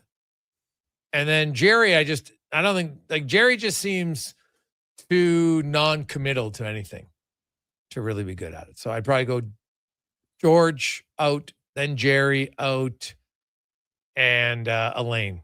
Hey man, Kramer did he had the walk, right? He didn't want to wear the ribbon. He still stood down. He's up late at night smoking cigars. He does it all. So I think Kramer would outlast him because he's willing to do the most. Okay, I like it. That's all I had for you. What about you? What's your order? Well, see, I was never the biggest Seinfeld guy. First of all, Larry David's going home before any of them. But I would say yes, George goes home first. I feel like Kramer would weasel his way into the top 4, and everyone's kind of like, hold on, how's he here? And then I would probably say after George, I think Jerry might just say, I'd rather go back to New York and involuntarily take himself off the show. Yeah, he could quit. And then I'll say Elaine second, Kramer first. Yeah. So, there you have it. Sweden is officially out as they lose 3-0 to France. No real surprise there. France came in, they were good, and they were clearly the class. This was a dominant performance today. Anybody who was watching that game, Mbappe, oh my God, the one goal he scored, he almost comes off the goal line, 6-foot move and puts it to a far side. He is just he's an electrifying player to watch, man. As good as Messi is, like right now, it's hard to pick between the two of them because they are a little bit different. But man.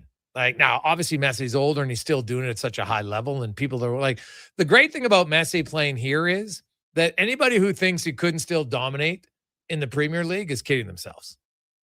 Right? Is that fair to say? Because I see a lot, he's playing in MLS, whatever, but hey, he's getting money. It's a little bit more relaxing. But when you watch him at the World Cup, I think he would be able to carry his own easily in the Premier League or Women's League or wherever he was playing, either one. But yeah, Mbappe today, another electrifying performance from him. We'll return. Mark Spector will join us as we are 17 hours away from the start of free agency tomorrow morning. Here on The Gregor Show, presented by PlayAlberta.ca. Sports 1440 update brought to you by Northgate Chevrolet Buick GMC. 0% financing, heavy-duty trucks, 0% financing on half tons. And the final day of the Road Trip Ready event. Stop in right now at northgategm.com. The Sports 1440 update. MLB scores, White Sox and Orioles tied 1-1 at the end of the first. Pirates, Phillies 0-0 in the top of the second. And the Guardians lead the Rangers 2-0 at the top of the second as well. Blue Jays will be in action in about 7 minutes' time as they play host to the Mets, and you can hear that one following the conclusion on the Jason Gregor Show on Sports 1440. World Cup Finals, France and Ousmane Dembele getting by Sweden 3-0. Norway over the Ivory Coast 2-1. Mexico and Ecuador will play at 7. News from around the sporting world. Los Angeles Clippers nearing that deal to send Kawhi to the Raptors, as you just heard about in 5 questions. Brandon Ingram, Grady Dick, 2 firsts. 1 pick swap in 2 seconds going back the other way. Serena Williams' Wimbledon comeback ended in the first round at the hands of Australia's Maya Joint, where she defeated the 6-time champion in 3 sets, 6-3, 6-7, and 6-3. I'm Declan Kruger. This has been a Sports 1440 update. Sports 1440 in West Edmonton Mall and Wetaskiwin. CKJR is a Stingray radio station. Download the free radio player app and listen wherever you go. Listen up, friends. Operation Pizza is a go at Papa John's. They're introducing new personal pizzas just in time to celebrate the premiere of Toy Story 5. These adventure-sized pies come in new, exciting flavors like Sheriff's Roundup, Space Rangeroni, and Reach for the Pie. Or take your personal pizza to infinity and beyond by creating your own flavor just for you. Order 2 or more with Papa Pairings and get yours for only $9.99 each. New personal pizzas are ready for takeoff. See Disney and Pixar's Toy Story 5 in theaters June 19th. Diamond Rides is one of Alberta's premier specialty charter companies. With our luxury motor coaches, we provide our customers with the safest and most reliable ground transportation services. Our seatbelt-equipped, top-of-the-line motor coaches have become the preferred carrier for many local sports teams, tours, corporate outings, and other various travel needs across Western Canada. For more information and to request a quote, contact sales at 877-748-0991 or visit silentrides.ca. Boxing Week is back at the Brick. Don't wait until winter. Get blowout pricing now. Save 55% off sofas when you buy the matching piece. Save up to 25% off bedroom and dining. Save up to 40% off select mattresses. Plus, get free local delivery when you use your Flexity card. And buy more, save more. Up to $500 off select major appliances. Don't miss the return of Boxing Week, only at the Brick. Exclusions apply. See in store for details.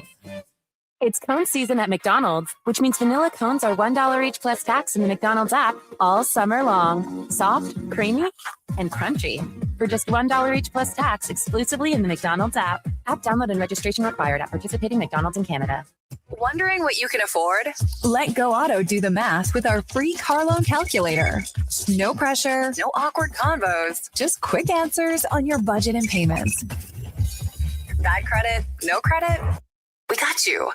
Text check to 780-777-7777. That's check to 780 all 7. Find out what you qualify for and start shopping with confidence. Go Auto. Drive what you love with payments that make sense.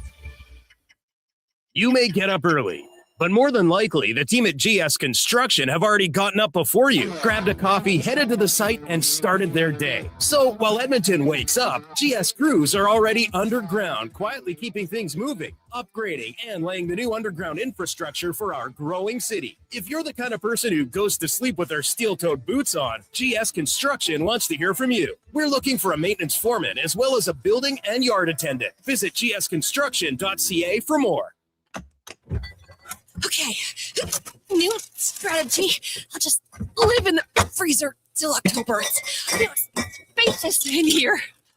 It's spacious. There's a better way to survive the coming AC season. Pro Solutions is your one-call solves-it-all expert for AC repairs, tune-ups, and new installations. We offer convenient financing options and fast appointments so you can enjoy your entire home, not just the freezer. Now I can leave the frozen peas where they belong. Book now at prosolutionsinc.ca. Hey, what are you thinking for dinner? Nothing we have to cook in the oven, I'll tell you that. It's hot enough in here already. Luke here from Catch of the Week with some super fresh summer supper ideas. How about you grill up delicious buttery jumbo prawns or enjoy a fresh mouth-watering seafood salad? And you can never go wrong with sushi. All this and more at Catch of the Week. Catch of the Week, Edmonton's best seafood. Just off the Henday in Capilano, only 5 minutes from Sherwood Park. Details and directions online at catchoftheweekedmonton.com. School's almost out, and road trip season is just around the corner. But if your brakes sound like they're grinding harder than a hockey fourth liner, it might be time to visit Napa Auto Parts. Napa has all the quality parts, tools, and know-how to help keep your vehicle running smoothly and road ready. With over 85 locations in Alberta, visit your local Napa store today or shop online at napacanada.com. That's Napa know-how.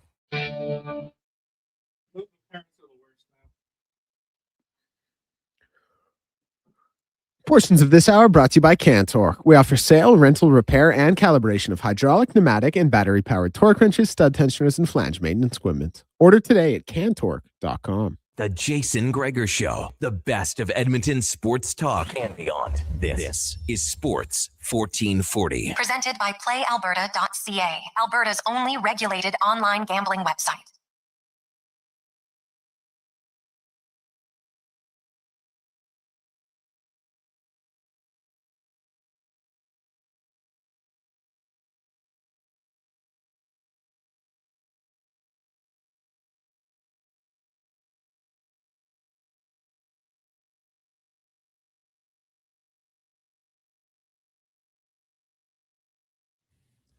Jason Gregor, Declan Kruger, Donovan Paulson with you. It's Sports 1440, sports1440.ca, YouTube, Facebook, X, and Instagram. Hope you are having a lovely Tuesday afternoon.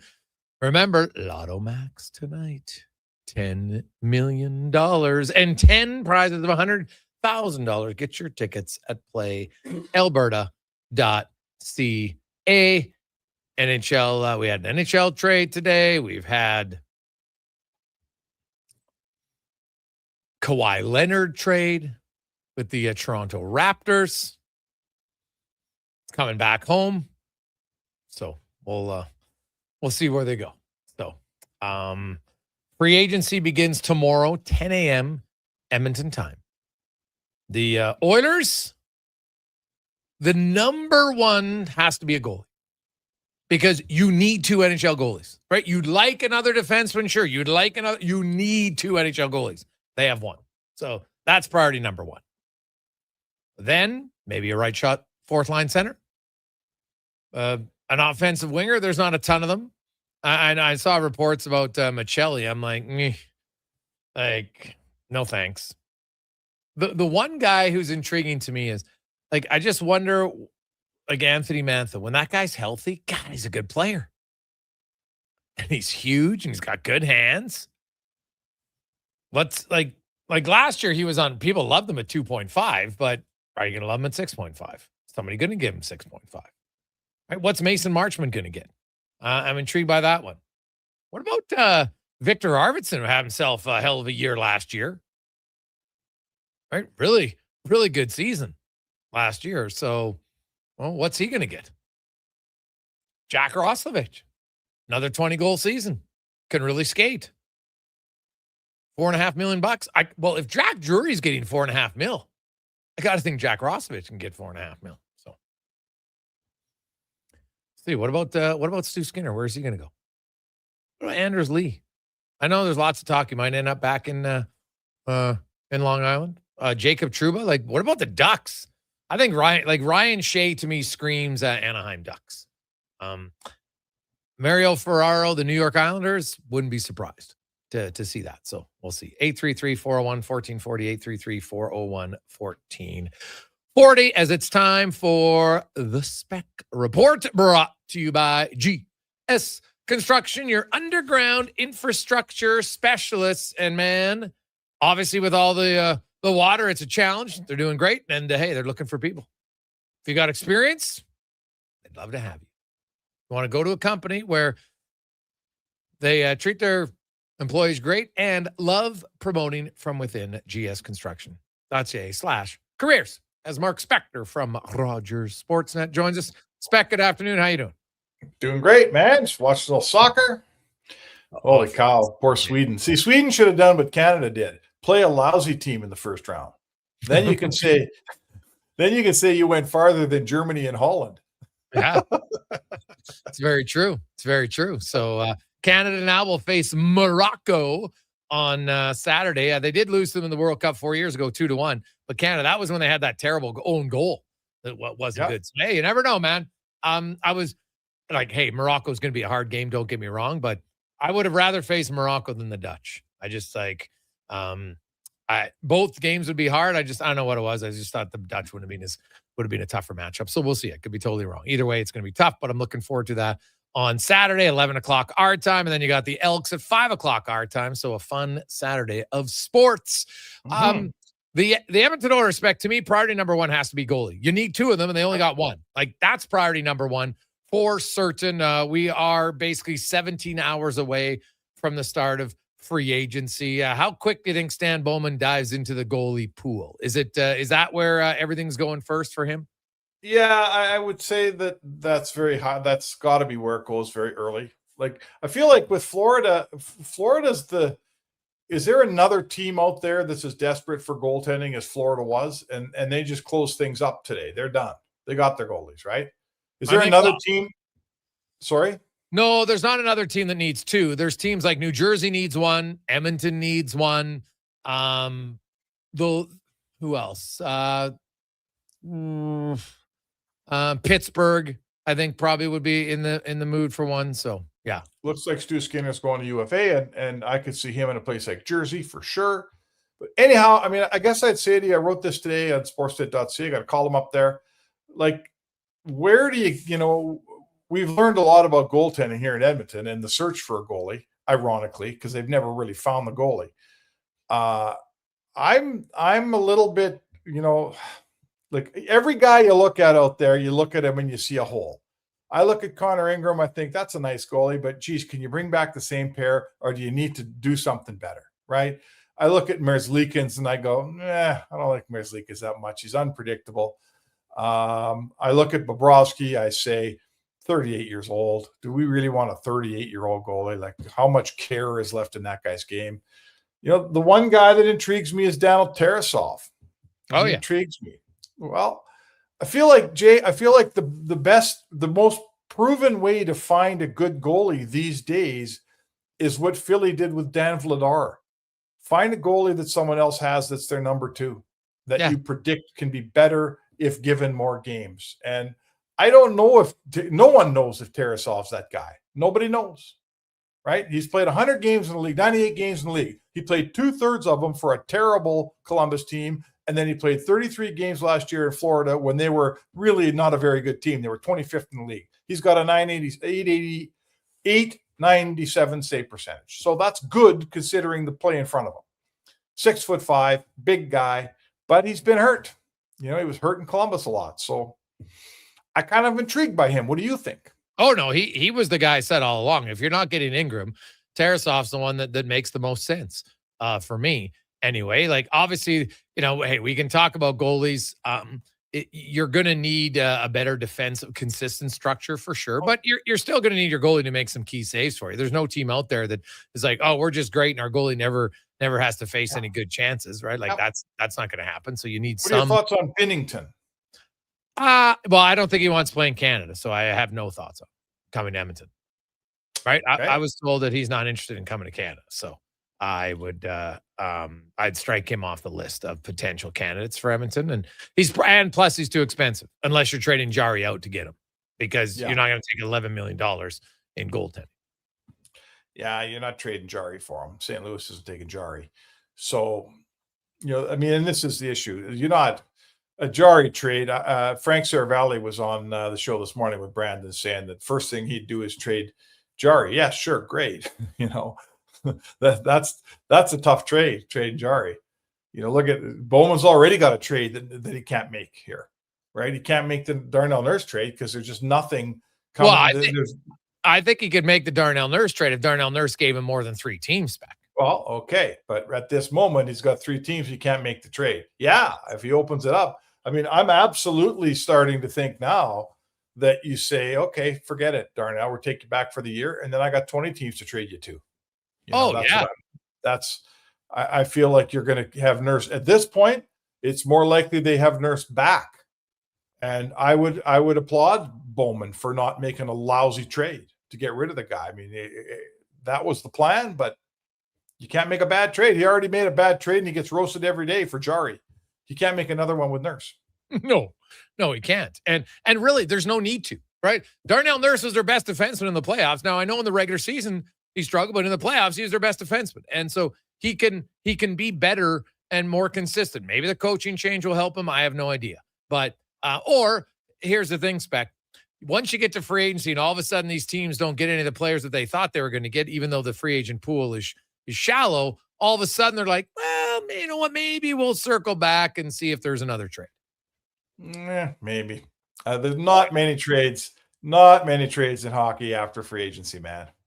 Like it's a rare, a mid-July or August or September trade. It's almost never, ever happens. So I wouldn't hang my hat on that. But we've never had this many trades. There's never been this much cap space. We've never had this many trades in the NHL leading up to the deadline either, right? Like this has been the greatest 10 days of NHL trades maybe ever when you consider the quality of players that were traded across the league. Like over 30 trades, right? Since the 18th of July. Yep. And maybe it's a bit of a new landscape. And maybe Darnell Nurse gets home from holidays and says, okay, you know what? It looks like I got to come back to Edmonton, and I don't think I'm going to like this. So, okay, I'll expand. Maybe he expands in July, and a team like San Jose that's really thin in the back end says, yeah, we still got a deal we can make here. And maybe you can find a third pairing left side guy in the trade. Who knows? Anything can happen. But the plan in Edmonton unquestionably was to have this deal done by July 1st. And it doesn't look like it's getting done by July 1st. Yes. No, that's fair. And, things will evolve and change. And, there's $2 million that comes off in a bonus pay tomorrow, Spec. So that's just a little bit less money that any team that acquires him is going to have to pay him. So that makes him actually more intriguing, right? It's just less money owned under the salary cap, right? So but hey, in October, it's another $2 million, right? So all I'm saying is, trust me, for some teams, but again, if Nurse doesn't want to waive his no trade clause to other than those 3 teams, I think Edmonton says, no problem. We'll bring him back and we'll move from there. Now, that doesn't mean he can't get traded 4 months later, Spec. You know how it is, right? Things are always evolving. If Mike Babcock wanted to make it hard on him, Spec, I'm pretty sure it wouldn't be that difficult based on his track record.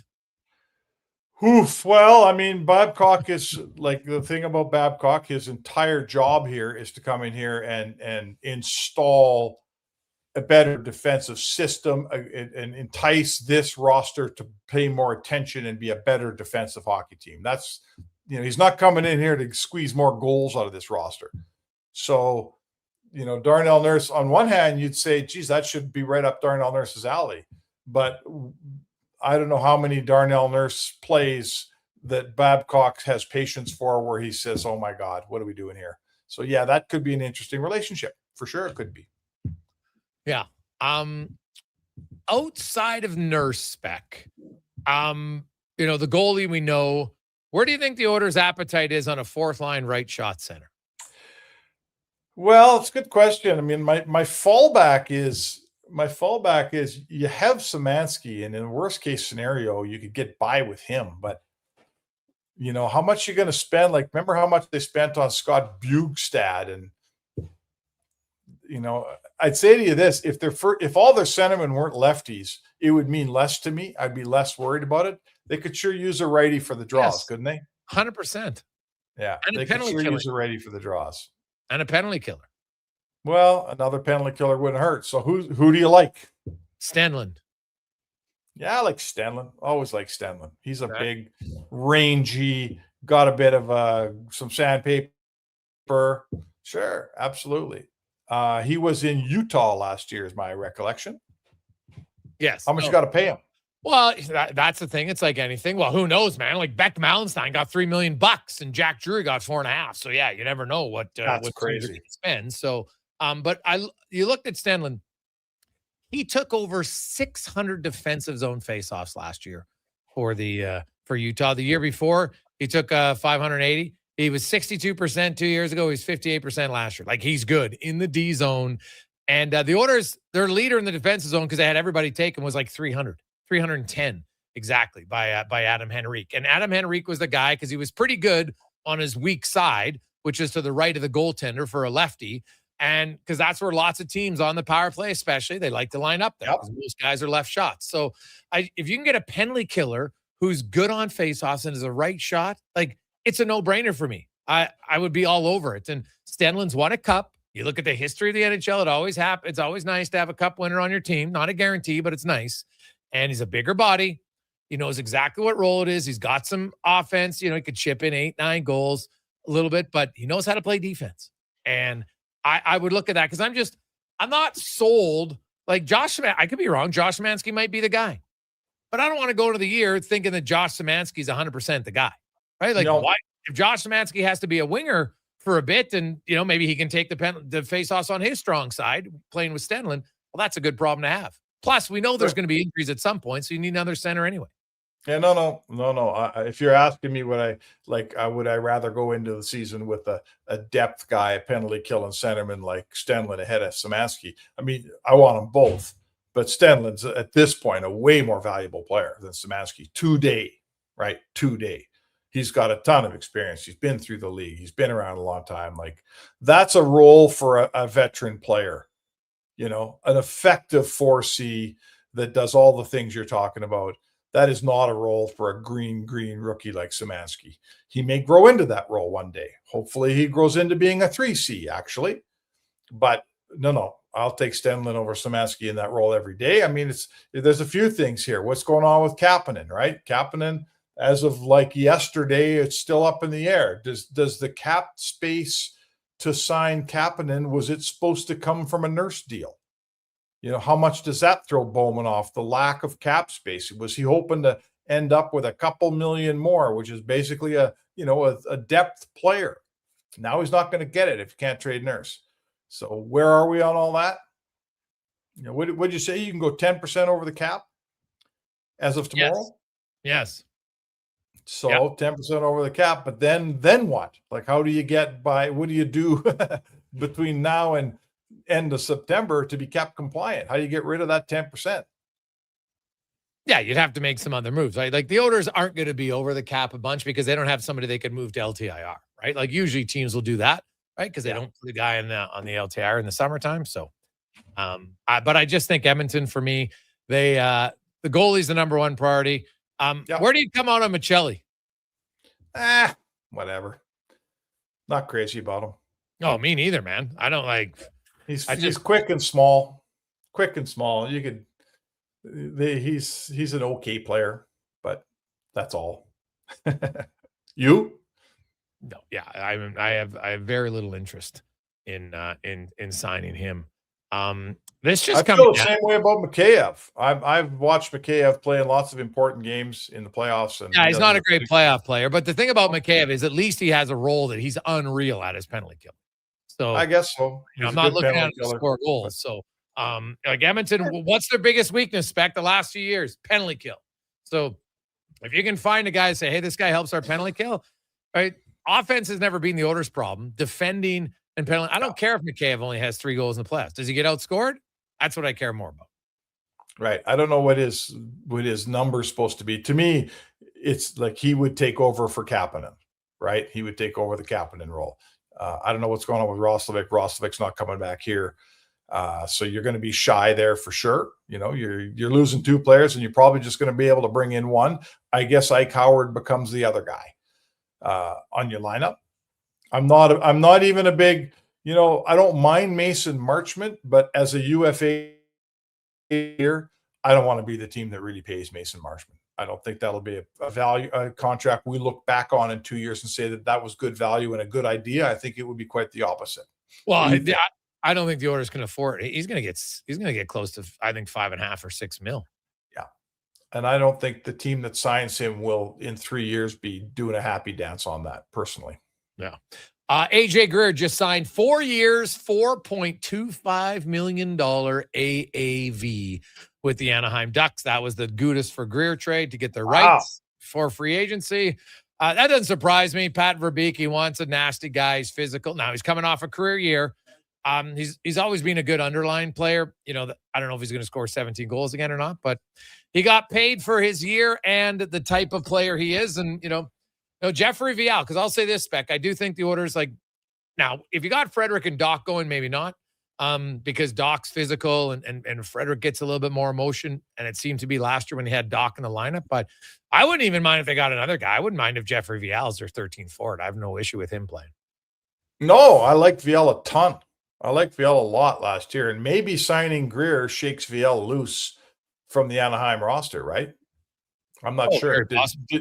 Did Greer just take Vial's job is, I guess, what I'm saying. I don't know the answer to that. Well, I think if they're paying him 4.25, they're expecting to be a little bit higher in the lineup. But yeah, right. I don't know. I mean, Greer's a 4th-line player, right? Greer's a 4th-line player. I don't think he's a 3rd-line player even. Now, I guess maybe at that, maybe we got to get our head around the changing number and the rising cap. The dude, good 4th-liner maybe makes $4 million now. I don't know, Jay. No. Wow. 3rd-liners are making $4 million now, and that's fine. I guess 4th-liners are, the good. You could see the odd 4th-liner at 2.5. I think if he's a regular 4th-liner, but right. I think yes, but still, yeah, $4 million should not be your 4th-liner on a regular basis. You might have a guy who goes up and down here or there, but not regular for me. That's a lot of money for Greer because I think Greer's a 4th-line player. Sorry. That's just what I think. I know he had a good year and on a bad Florida team last year where everybody was hurt and there was probably more ice time for him than you expected to give him. But anyway, good for him. He's a good player. I like Anaheim. I like everything they're doing. I think Pat Verbeek has proven to be a very smart and astute general manager. Good signing, good for them. He'll protect those young guys a little bit. But if that shakes Jeff Viel loose, I would have Jeff Viel on my team every day. I think I got a chance to know him a little bit during the Anaheim series, had a couple nice long chats with him. He's a smart, aware, got a good sense of humor. French kid, English is excellent, hardworking guy. There's everything you like about him. And then he went out and he played, and he was a pretty good player in that series, Jay. He wasn't just standing around. He helped Anaheim for sure. Oh, God, yeah. No, he was big part of it. Yep. Spec, enjoy it. We'll talk to you tomorrow. Have a good one. All right, thanks. There you go. It's a Spec Report brought to you by GS Construction. When we come back, we got Derek Van Diest joining us. Cam Tait coming up and more. It's the Gregor Show. Sports 1440, sports1440.ca. Listen up, friends. Operation Pizza is a go at Papa John's. They're introducing new personal pizzas just in time to celebrate the premiere of Toy Story 5. These adventure-sized pies come in new exciting flavors like Sheriff's Roundup, Space Rangeroni, and Reach for the Pie. Or take your personal pizza to infinity and beyond by creating your own flavor just for you. Order 2 or more with Papa Pairings and get yours for only $9.99 each. New personal pizzas are ready for takeoff. See Disney and Pixar's Toy Story 5 in theaters June 19th. With Play Alberta, backing the home team goes beyond the bets. That's because your picks have provincial impact. Play Alberta is the only app in the province that puts all revenue directly back into supporting programs and services that Albertans rely on every day. By investing in the General Revenue Fund, every play, bet, and buy made on Play Alberta helps make a difference across the province. Visit playalberta.ca/Gregor to learn more. That's playalberta.ca/Gregor. Must be 18 plus to play. If you gamble, use your game sense. Legacy Heating and Cooling is serious about cooling. In fact, we offer multiple ways to cool your home. So you better call Legacy. Call Legacy. If you're looking for traditional air conditioning, we got you. Call Legacy. Call Legacy. Or ask us about a heat pump to help you heat and cool. Call Legacy. Call Legacy. Cool with AC or cool with a heat pump. Cool your home with Legacy Heating and Cooling. Are you a skilled laborer? All-Star Construction wants to talk to you. A heavy equipment operator with Traco or backhoe experience? All-Star Construction wants to talk to you, too. With work in and around Edmonton for local land developers, All-Star Construction offers year-round employment. Whether it's power, gas, or telecom, developers rely on All-Star Construction to get the job done. So if you're a skilled laborer or a heavy equipment operator with Traco or backhoe experience searching for work, search All-Star Construction on Indeed. It's Dollar Drink Summer at McDonald's. Sip on a refreshing small fountain drink or a small iced coffee for just $1 each plus tax, all summer long. Only at McDonald's. Excludes flavored and cloud iced coffees. At participating Canadian restaurants. Taxes extra. Prices exclude delivery. Good to go.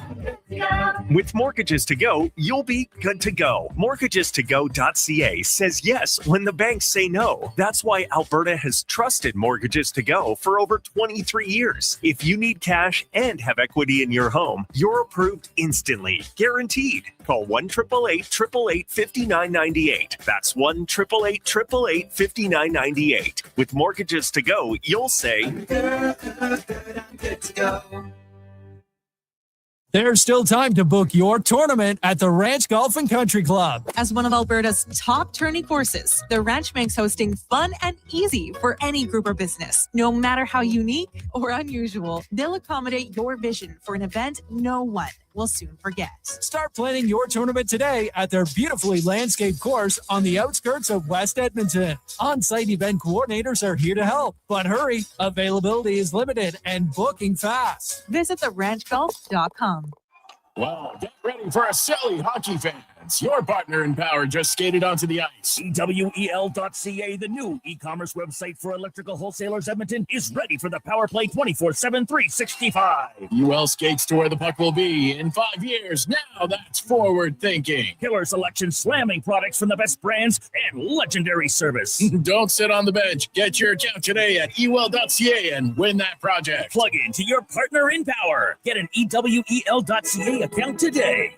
Who went where? How much did they get? And who isn't going anywhere? Get every up-to-the-second update on free Agent Day coverage with Low Tide. Tomorrow from 10 till 1 here on Sports 1440, powered by Booster Juice, because we're gonna need it. For over 60 years, the folks at Diablo Boots have been selling the best Canadian-made boots. Handcrafted in Winnipeg, Canada West makes the best quality cowboy, biker, and work boots for Diablo Boots with replaceable soles and heels. Why buy cheaper quality like Ariat, Justin, and Red Wing made in China when Canadian-made is better? Support Canada's workers and Diablo Boots for the best boots. So save on boots by Save on Foods. That's Diablo Boots, 3340 Gateway Boulevard on the east side of Save on Foods. Canada West and Diablo Boots, the two best names in the boots business. How you doing, young lady? Portions of this hour brought to you by Sherbrooke Liquor, the best place for wine, cocktails, and beers from all over the world. Also, a variety of excellent non-alcoholic options. See more at SherbrookeLiquor.com. Pro sports, local sports, minor leagues, you got it all. It's the Jason Gregor Show on Sports 1440. Presented by PlayAlberta.ca, Alberta's only regulated online gambling website.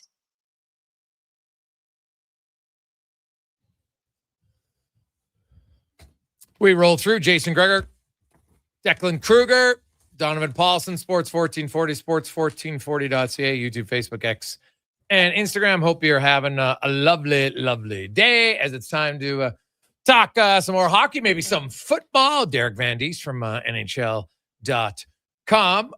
Now, DVD, as a proud Chilean, are you even able to watch the World Cup? How does that go?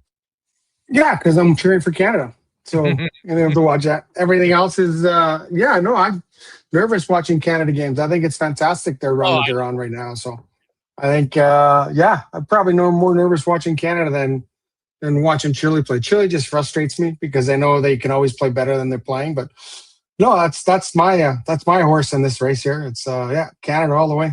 Well, they're taking on Morocco now. We know they're taking on Morocco. And, hey, they played them in the last World Cup and, kind of an ugly own goal, unfortunately, costing that game. They lost 2-1. But obviously, I think they're probably going to have to be a little bit crisper on any of the chances they have. They're probably going to have to defend a lot more too, right? Like they didn't have to defend very much against the South Africans just because they're better. But Morocco, I think, is going to present a challenge. But, Canada could upset here. Like, obviously, it would be an upset for sure. But I don't think it's one, like, it's not France. Like, I don't think they'd have any chance against France. I think they'd have some chance against Morocco. Yeah, no, I just watched the French destroy the Swedes here. I don't see anyone kind of beating France, to be honest. That team is just too stacked, too good, and just playing too well. But no, I think Morocco fits better for Canada than Holland would. I think the Dutch would have been too big and strong for Canada. I think they would have been tough to defend. And it would have been difficult for them. I think Morocco. I was at the stadium when they lost to Morocco 2-1 in Qatar. I saw that game. I think Canada, if they play kind of with house money, if they go in and say, hey, you know what, we're the underdog. We're just going to go out there. We're going to play. And you're right about their passing. It was awful in the last game. They gave the ball away too much. South Africa didn't engage. They kind of sat back. They wanted to play on the counterattack. You saw that their goalie was getting booed. He didn't want to play the ball out. South Africa had no interest in playing. It was really a bad performance by South Africa. Like, that's not why you play soccer. I don't know what the point of was. That they're trying to draw the Canadians in. But you got to go out and try and score. And South Africans are just trying to hit on the counterattack, and it was really bad in that sense. I thought Canada did well to kind of be patient, because I know that the patience of the fans was running out with South Africans.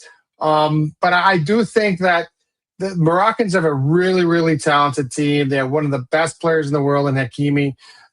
They knock the ball around well, and they're fearless as well. They showed no fear against the Dutch, and I think that was really important because they weren't intimidated. So I think that's going to be key for Canada, is not be intimidated. They've played them before. They know they can play with them.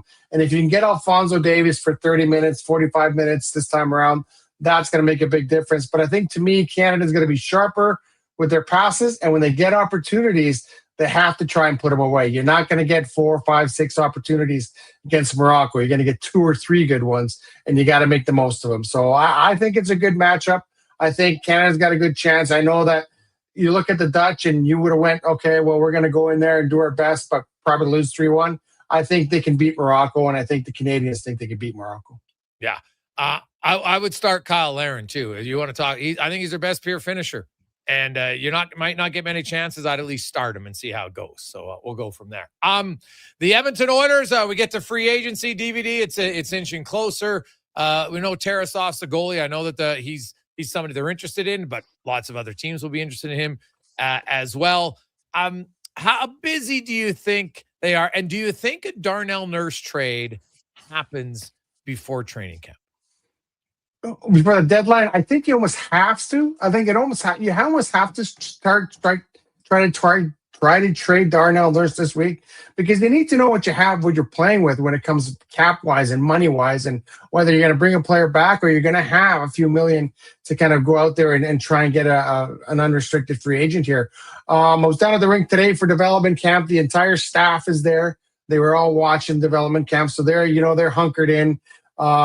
Waiting for tomorrow. It's going to be an interesting day, but yeah, I think you have to trade Nurse. Like, once you're talking about moving him, you have to move him. I think obviously they're handicapped with Nurse has a no trade, and I'm only going to go to these 3 teams. And if you can't work a deal with these 3 teams, then I'm not interested. Like, right now, I don't blame the player for using all the leverage they have. Like, the GMs put themselves in this position by handing out these no trade clauses and these limited trade clauses, and then they get upset when the player wants to use them. Like, this team was talking about trading Darnell Nurse for a long time, and finally says, yeah, I'll waive my no trade, but I'm only going to go to this place, because I'm looking out for my family now. So I don't have an issue with that. So they're going to have to work around that, circumvent that, and there's holes to fill. And yeah, it's up to them to kind of figure out how to fill them. So I'm sure Stan Bowman, he's on the phone now. He's probably trying to talk to agents now and seeing what's out there, what's going on. But it's not a huge, like, you look at the free agent pool, it's not massive. There's not a lot of sexy names out there. So they're going to have to kind of dig deep and get the second tier guy, third tier guy and then go from there. But I do think the Oilers will be active. How active will depend on whether Darnell Nurse is a member of their team tomorrow or in the next week. Yeah, goalie, right shot center for me. I guess if they could add someone with offense, sure. There's not a lot of guys I like with offense. I'm not a big believer in Michelli, probably because the last few small skilled forwards have not worked out here very well at all. And I know everyone's like, "Oh, it's the coach's fault." I'm like, man, no. Jeff Skinner, when he left Edmonton, what did he do? Nothing. He basically retired. Well, they got rid of him in San Jose. So there's nothing there. Hey, Arvidsson went and he was good. But Arvidsson, Arvidsson played like 80% of his time with Leon Draisaitl.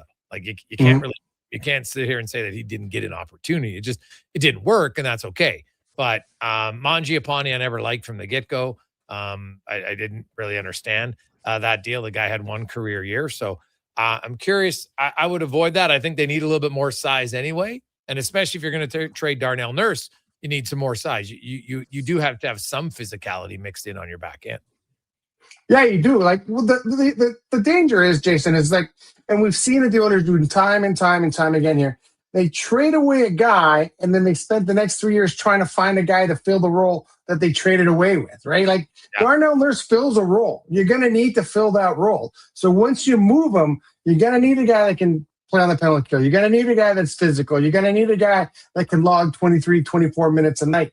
You got to fill that role. Like, well, whether you fill it with a $6 million guy, whatever, but you're going to have to find it. And I've seen, and you've seen, we've been around this team long enough. We've been around all these managers. They've come in, they'll trade a guy and then spend the next 2 seasons trying to find his replacement. Like, you have to have a replacement for him if you're ready to trade him. And again, if you ask him to move his no weight, you have to have someone ready to go. So you have to have an eye on someone that you think can do the job of Darnell Nurse at a cheaper price. That's what this is all about. This is all about everyone thinks that he's not a $9 million defenseman. He's not. He doesn't play that role.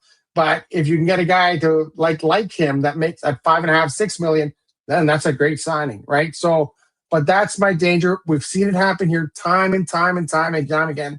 They let a guy walk and then they can't replace him. Like, they still haven't replaced Dylan Holloway, right? They're still looking for that guy. Trent Frederick wasn't that guy. They thought he might be. He's not. So have they replaced Broberg? Have they brought a guy like that? That's an argument as well. So, yeah, if you're going to let a guy walk out the door, you got to make sure someone else is walking in the front door. DVD, great stuff, buddy. Enjoy it tomorrow. Anything that you uncovered today down at camp that's intriguing for an upcoming article?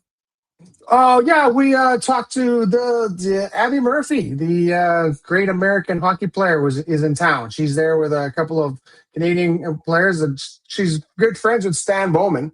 Grew up with Stan Bowman, and she had a great year. And she's like, did you see that goal that she had when she flipped it up to herself, knocked it between the defender's legs, and then passed it across? So she's here. We talked to her today down at development camp. I guess her and Stan Bowman go back a few years.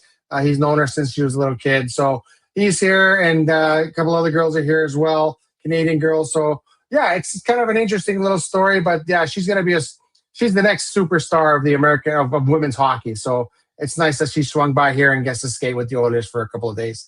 And then, we'll see how she does in Seattle next season and going forward. Awesome. Thanks, DVD. Appreciate it, buddy. Have a good one. Sounds good. Thanks for having me on.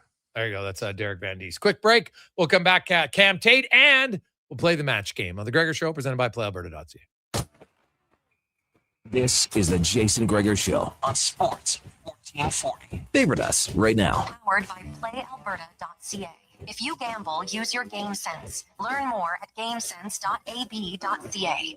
Craving a dining experience that rises above the rest? Head to Summit Restaurant in the Silent Ice Center, just minutes from South Edmonton Common. Savor exceptional house-made pizza, delectable entrees, and expertly crafted cocktails in a stylish, modern atmosphere.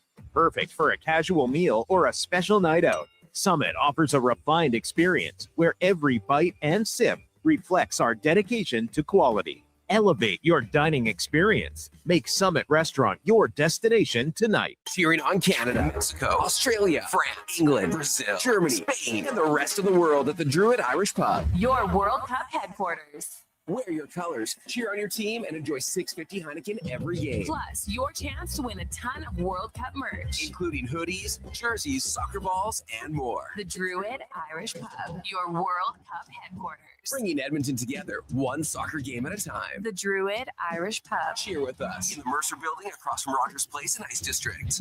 Listen up, friends. Operation Pizza is a go at Papa John's. They're introducing new personal pizzas just in time to celebrate the premiere of Toy Story 5.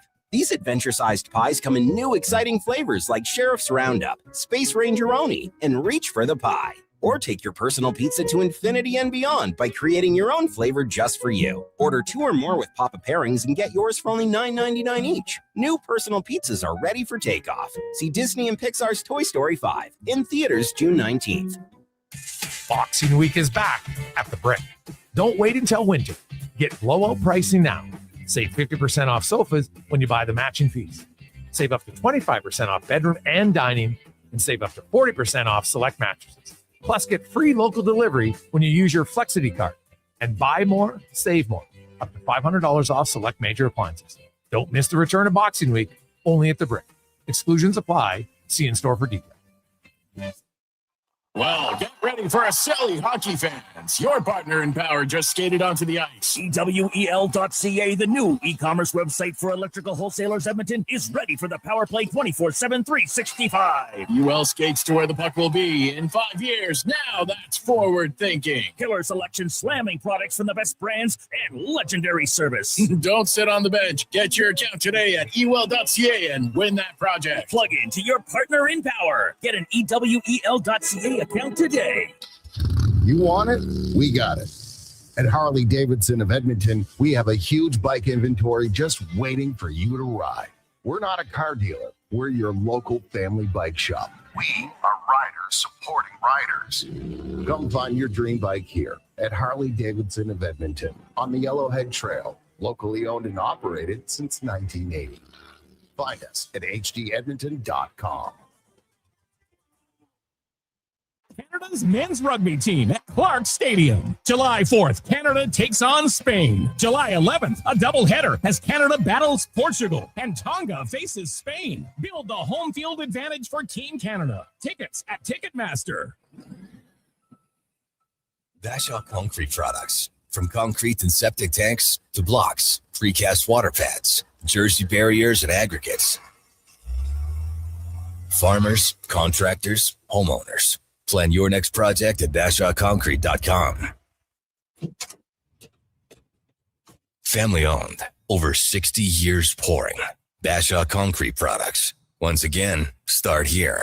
BashawConcrete.com. To the person who muted the work chat before their boss sent out the "have a great long weekend" message, hi, your Safeway PA announcer here. Your secret's safe with us. Let's kick the weekend into high gear with fresh quality burgers, kebabs, sausages, and steaks. Everything your tongs have been waiting for all week. So leave the conversation on red and enjoy every single day off at the grill. For quality meat, visit a Safeway near you. I was blown away. What could I say?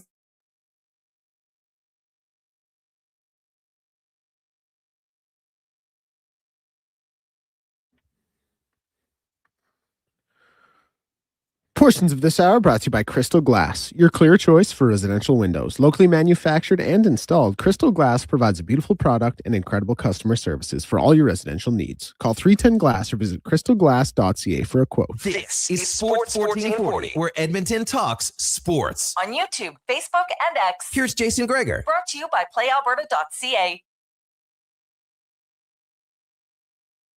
CA Lotto Max tonight, 10 million and 10 prizes of $100,000 at playalberta.ca. It's time for the 2-minute warning with Cam Tait, brought to you by Legacy Heating and Cooling, where the rates never change. No overtime charges. That's how you build a legacy at legacyheating.ca. Here's the man, the myth, the legend, Cam Tait. I love this country. And I love a fan who walks in, squints at the scoreboard, and asks the one thing that actually matters. Are we in the red and white? That's it. That's the whole job. Now, I've thought about this, probably too much. And a true fan is just somebody who doesn't roll up to a soccer match, a hockey game, a baseball diamond, whatever your thing is, with Canada playing, and ask anything else first. And you know why? Because this stuff is fun. We get to be around actual people. Remember people? Good times. But here's the thing. Something's changing.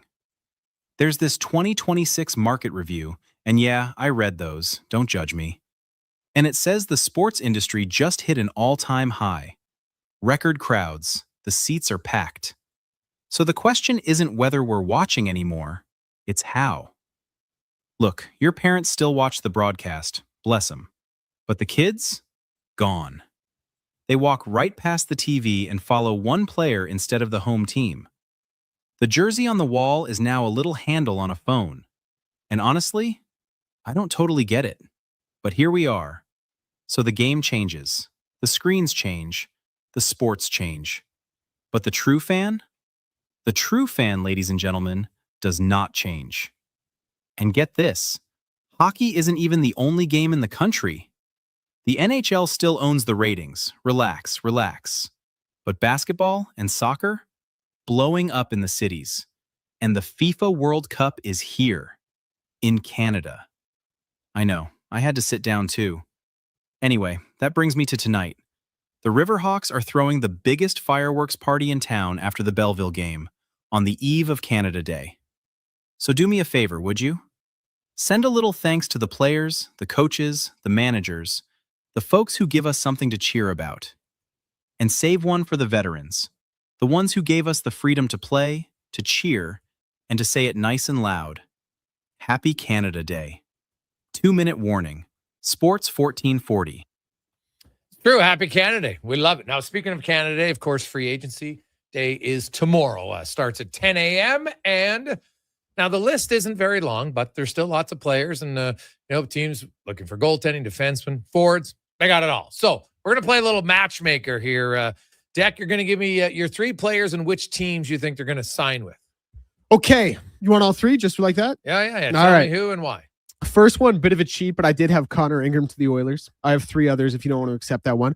I have Jack Roslovic to the Kraken. I just think he is the type of play, like he is what Seattle gets when they can't get what they actually want, a la Jason Robertson. And then I have Mason Marchment to Utah, and I have Anders Lee to Washington. Ooh, okay. All right. What was the second one again? Mason Marchment to Utah. Yeah, that one makes a lot of sense. Donnie P, who do you got? I have Jacob Trouba to the Philadelphia Flyers. Ooh, okay. I have Mario Ferraro going to Pittsburgh. Okay. And my favorite, the one I think makes the most sense, is Boone Jenner to Toronto. Ooh, yeah. All right. I can see that. I have Tarasov to Edmonton. So that's one. I also had Mario Ferraro, but I'm going to the Islanders. And I was good. Mason Marchment's a good one to Utah, so I won't use that one. I'm going to go Ryan Shea to the Anaheim Ducks. I think they are desperate for D-men, so I think that's kind of an easy one there. But I think he will be going to the Anaheim Ducks. The other team for Mason Marchment that I'm a little bit intrigued by is Philadelphia. I think Rick Tocchet might be all over him. So we'll see. There's some good mixes and matches. We'll keep that and see if any of us hit. I like the Jacob Trouba one for sure. Anders Lee, like the fact he hasn't signed with the Islanders, I keep hearing, he might circle back, and maybe he does. Maybe he pulls a Brett Kulak. We've seen it before, right? You walk into free agency, you don't see what you like, or you get the exact same offer, and the team that you're with that offers you the same thing. But I actually think Anders Lee might, like the Islanders I hear don't want to necessarily go turn. I think somebody's going to go multiple years with him. What about him back home to Minnesota? Bill Guerin type of guy in my mind. Yeah. I got to look at, like, they just signed Bobby Brink today. So they have quite a few forwards already, don't they? They do, yeah. But I think they could really use that extra top 6 winger now with all the guys kind of going out the board. with you got Johansson going out the door. You have Tarasenko, you have Zuccarello, all going out the door. Yeah, no, that's a good call. I'll be curious about where Matt Zuccarello goes. Like, I think Matt Zuccarello's Colorado Avalanche player.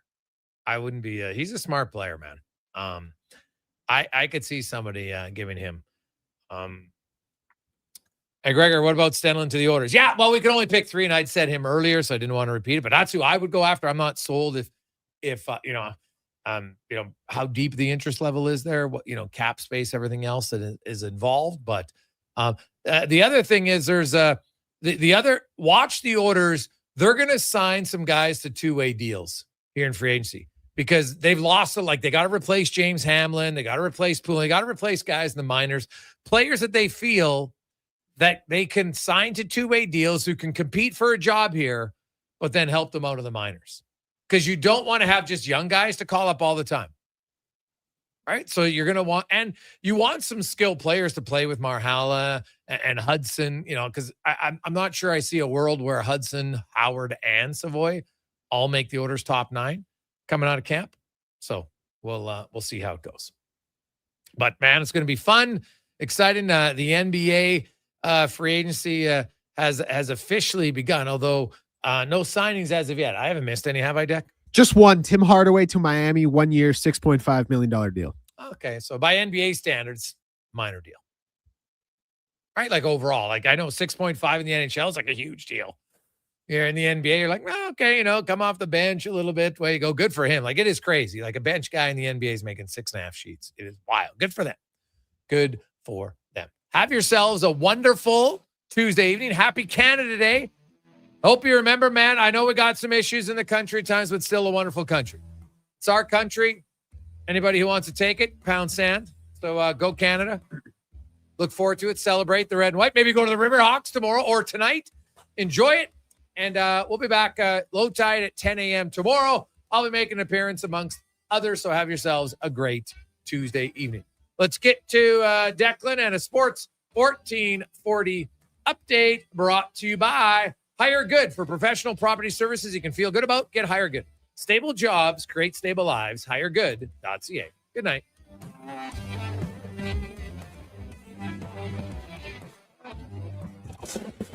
This is a Sports 1440 update. MLB scores around the league. White Sox lead the Orioles 9-1 in the middle of the fourth. Phillies up 2-0 on the Pirates. Rangers Guardians tied 2-2. Tigers lead the Yankees 6-1. And the Toronto Blue Jays tied 0-0 with the Mets in the top of the fourth. Next game on the dock will be in about 10 minutes. Padres and Cubs. And the late game will see the Giants and Diamondbacks at 7:40. FIFA World Cup finals from earlier. Norway over Ivory Coast 2-1, and France over Sweden 3-0. Mexico and Ecuador, the final game of the day, and they will kick off at 7. LA Clippers have officially sent Kawhi Leonard to the Toronto Raptors for Brandon Ingram, Grady Dick, 2 first-round picks, a pick swap, and 2 second-rounders. CFL announcing today, Oju, former Saskatchewan Roughriders wide receiver, has been reinstated with ongoing conditions. Serena Williams' Wimbledon comeback has ended in the first round. Australia's Maya Joint defeated the 6-time champion in 3 sets, and Ronald Koeman's second stint as the Netherlands manager is over. He announced his resignation today, less than 24 hours after his national side lost to Morocco in the round of 32. I'm Declan Kruger. This has been a Sports 1440 update.